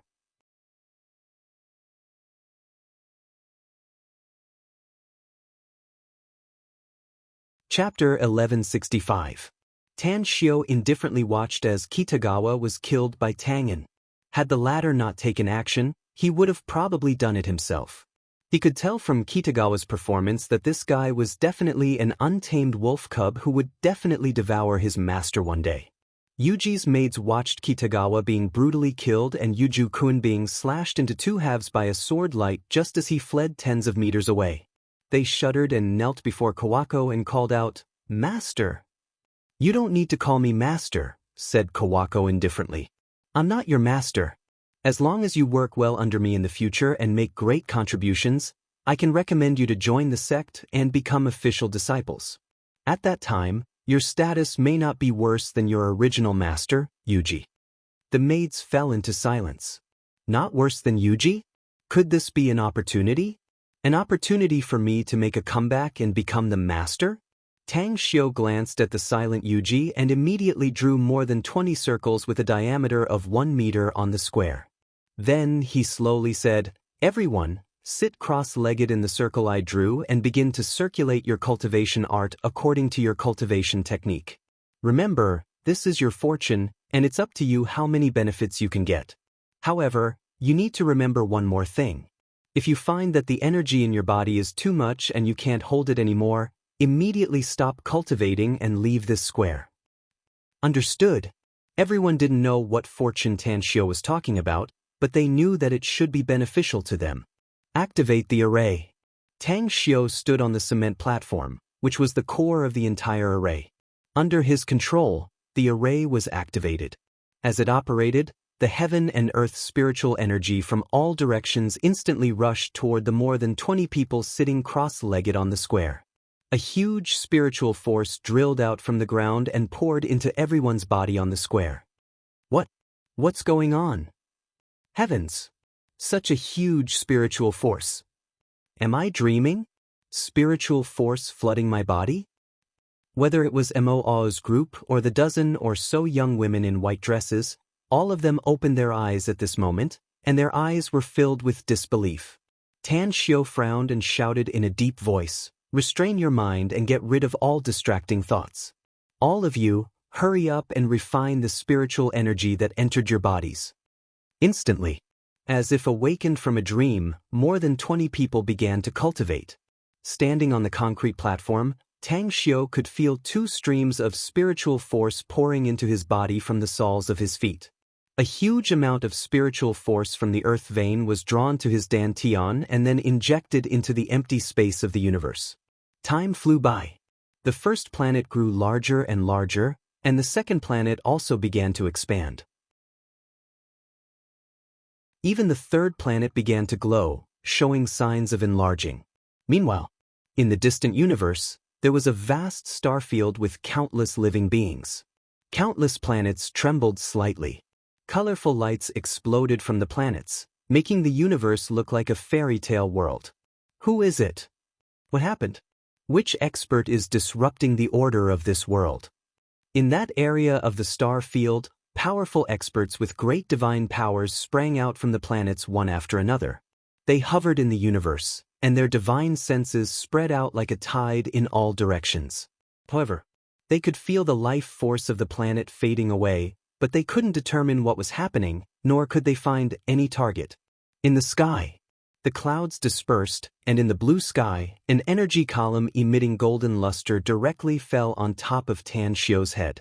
The huge amount of star force almost materialized, causing the entire array to be filled with a large amount of star force. Moo and the others were absorbing the spiritual energy of heaven and earth and refining the spiritual energy of the earth veins. But the surging star force around them was also directly absorbed into their bodies. Their bodies began to transform. It was a qualitative transformation. Star force. It was the largest energy in the universe and also the energy of extremely high quality. Compared to star force, the spiritual energy of heaven and earth was countless times inferior. After absorbing the star force, the true essence and Buddhist force in their bodies were faintly plated with a layer of golden light. One day later, the cultivation of more than a dozen young women in white skirts skyrocketed, and each of them was comparable to a late-stage foundation establishment realm expert. But they could no longer bear the huge spiritual energy of the earth veins, so they stopped cultivating and quickly hid outside the square. 2 days later, Moo, Tang Guang, and the others got up one after another. They couldn't bear the infusion of spiritual energy of the earth veins and quickly left the square to stabilize the realm they had just broken through. On the square, only Tan Xiu, Tangan, and Gong Wan, who was sitting cross-legged in cultivation, were left. Moo's eyes flashed with disbelief as he looked at Tang and Gong Wan. A sense of frustration rose in his heart. Although he had successfully broken through to the nascent soul realm, his heart was as clear as a mirror. The longer he stayed in the square, the more spiritual energy of the earth veins he absorbed, and the greater his breakthrough would be. Tangan became a cultivator more than a decade earlier than him, so she stayed in the square longer than him. But Gong Wan's strength wasn't very strong. She was at most comparable to a mid-stage golden core cultivator. But how could she continue to stay in the square and endure the huge spiritual power pouring into her body? "I found something interesting." Tang Guang suddenly spoke. Moo turned his head and looked at his handsome face. He frowned and asked, "What interesting thing?" "I found that only by following Grand Master can I get a steady stream of benefits," said Tang Guang seriously. "Whether it's the opportunity to render meritorious deeds or the speed of cultivation advancement, it's all thanks to Grand Master. For example, this time, Grand Master used a heaven-defying means to make us break through together. I'm now at the mid-stage of nascent soul. If it wasn't for my state of mind and physique being unable to keep up, I'm afraid I could have directly broken through to the late stage of nascent soul."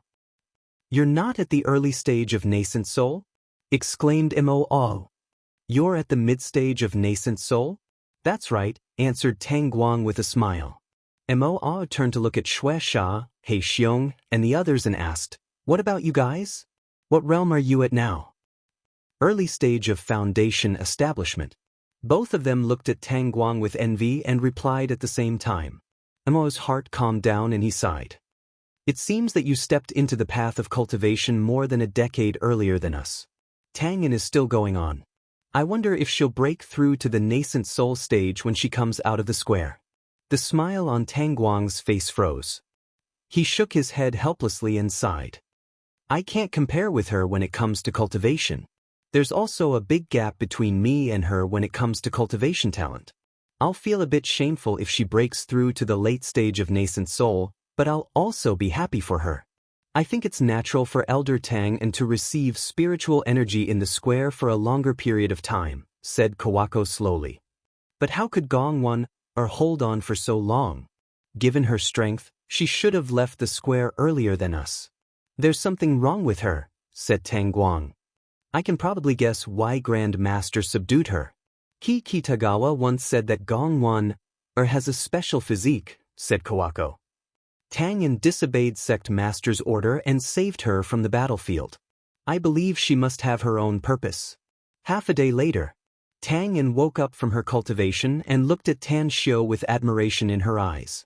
However, she was startled when she saw Gongwon sitting cross-legged a dozen meters away. Her figure then disappeared and reappeared at the edge of the square. "What's going on with Gongwon?" asked Tang'an the moment she came out. Tang Guang shrugged and shook his head. "Who knows? She's been cultivating inside for almost 3 days, but she hasn't come out." A strange expression appeared on Tang An's face. She pondered and then said in a deep voice, "Do you know why I was punished by Grand Master a few days ago?" "Because you saved Gongwon," said Tang Guang directly. "Then do you know why I disobeyed Grand Master's order and risked my life to save her?" asked Tang'an again. "Why?" asked Tang Guang with a confused look. The others also looked curious and looked at Tang'an, waiting for her answer. "Grand Master's cultivation is progressing very fast and he's much stronger than us," said Tang'an, "but he needs to be stronger if we want to go to that place earlier. Gongwon-er's physique is very different from that of ordinary cultivators. The Joyous Palace Master, Dragon Vanquisher Sage, trained her to be a female cauldron in order to devour the power inside her body in the future and make it his own, so that his strength can skyrocket. I'm thinking if Grand Master can possess Gongwon-er's body, wouldn't it be better for his cultivation to advance by leaps and bounds?" In a flash, everyone had a thoughtful look on their faces. They all knew about Gongwon-er's physique. If Tan Xiu could really obtain great benefits from her body, it would be greatly beneficial for both Tan Xiu and the Tang sect. "Grand Master didn't agree?" asked Tang Guang slowly. "He didn't agree and even reprimanded me." Tang'an nodded. "I'll report it to Master myself when we return to Nine Dragons Island. Let's see what she has to say." Tang Guang's complexion changed and his eyes instantly turned sharp. "I know what you and Master are thinking," said Tang'an stubbornly. "But Gongwon is of great benefit to Grand Master. I think Master will have the same thoughts as me when faced with such a choice." Tang Guang was silent for a moment and still shook his head. "I may not stop you if it's someone else, but you must never tell this to Master." "I'm willing to be punished again for the sake of making Grand Master stronger," said Tang'an in a deep voice. "Even if the punishment is 10,000 times heavier than the previous one, I'm willing to do it." "Don't you like?" interjected Tang Guang hurriedly. "Shut up!" Tang'an angrily shouted and her figure immediately disappeared. You're tuning in to the Passion Pages YouTube channel. We're so grateful for your support and don't forget to subscribe to join us on this incredible journey through captivating stories. Your generosity through donations truly makes a world of difference, as it's the primary source of revenue that allows me to expand and enhance this channel for you. Thank you from the bottom of my heart for being a part of this adventure.